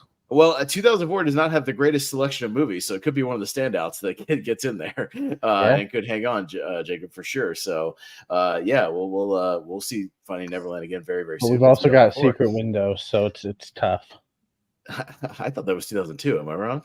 No, it's 2004. No, it's 2004. Okay, so that'll be in there as well. So maybe one good one, not one not so great one. But Finding Neverland has a good shot there. So we'll see what happens. But we'll see it again very, very soon. So, all right, that'll do it for tonight. Thank you again, guys. Thank you for everybody who tuned in or tuning in on the replay. Jordan will be back next week, and we'll get on. Like I said, we get that 2023 tournament going. I'm really looking forward to that. I saw 112 movies from 2023, so I've seen most of the stuff in the tournament. So I'm very excited to talk about all of it. I probably have. Probably have. Okay, well, maybe you can get on one of the halves where you've seen most of them. I don't know. We'll see. We'll play around with that, and we'll get it going. But thank you guys again. So for Steven, for Chris Diaz, for Ross, for Jacob, I have been your host tonight, Austin Pez Howell, and we will see you next time on the Movie Hero Network. Tim Burton, director of Batman, Beetlejuice, and Edward Scissorhands, now takes you to a completely different world. The true story of a Hollywood legend, Ed Wood. And action! He made movies like no one else. You want to keep moving. You've got to get through that door. Ah, that was perfect. Perfect. Do you know anything about film production? Well, I like to think so. He had an eye for talent. I met Bela Lugosi. Well, I thought he was dead. This is the most uncomfortable coffin I've ever been in. No, he's very much alive. You flying saucer? He had a passion for storytelling. Get me transvestites. I need transvestites. You're flashy. They want that. Okay. But they want professionalism. So nix on the Nelly without losing naivete. What kind of a movie is this? It's science fiction. A heartbreaking romance. Grave robbers from outer space. Grave robbers from what? And he had a secret he couldn't hide. I like to dress in women's clothing. Panties, sweaters, pumps. It's just something I do. You don't like sex with girls? No, I love sex with girls. Wearing their clothes makes me feel closer to them. How can you act so casual when you're dressed like that? All right, everybody, let's finish this picture. Touchstone Pictures presents Johnny Depp, Martin Landau, Sarah Jessica Parker, Patricia Arquette, and Bill Murray in the true story Give him a hand. Keep rolling. of an unforgettable filmmaker. We're making another movie. I got the Church of Beverly Hills to put up the cash. How do you get all your friends to get baptized just so you can make a monster movie? And his legacy that will live forever. How do you burn this up? Shake his legs around. Looks like he's killing me. Ah! This is the one. I command you! This is the one I'll be remembered for. Ed Wood, a Tim Burton film. Really? Worst film you ever saw? Well, my next one will be better. Hello?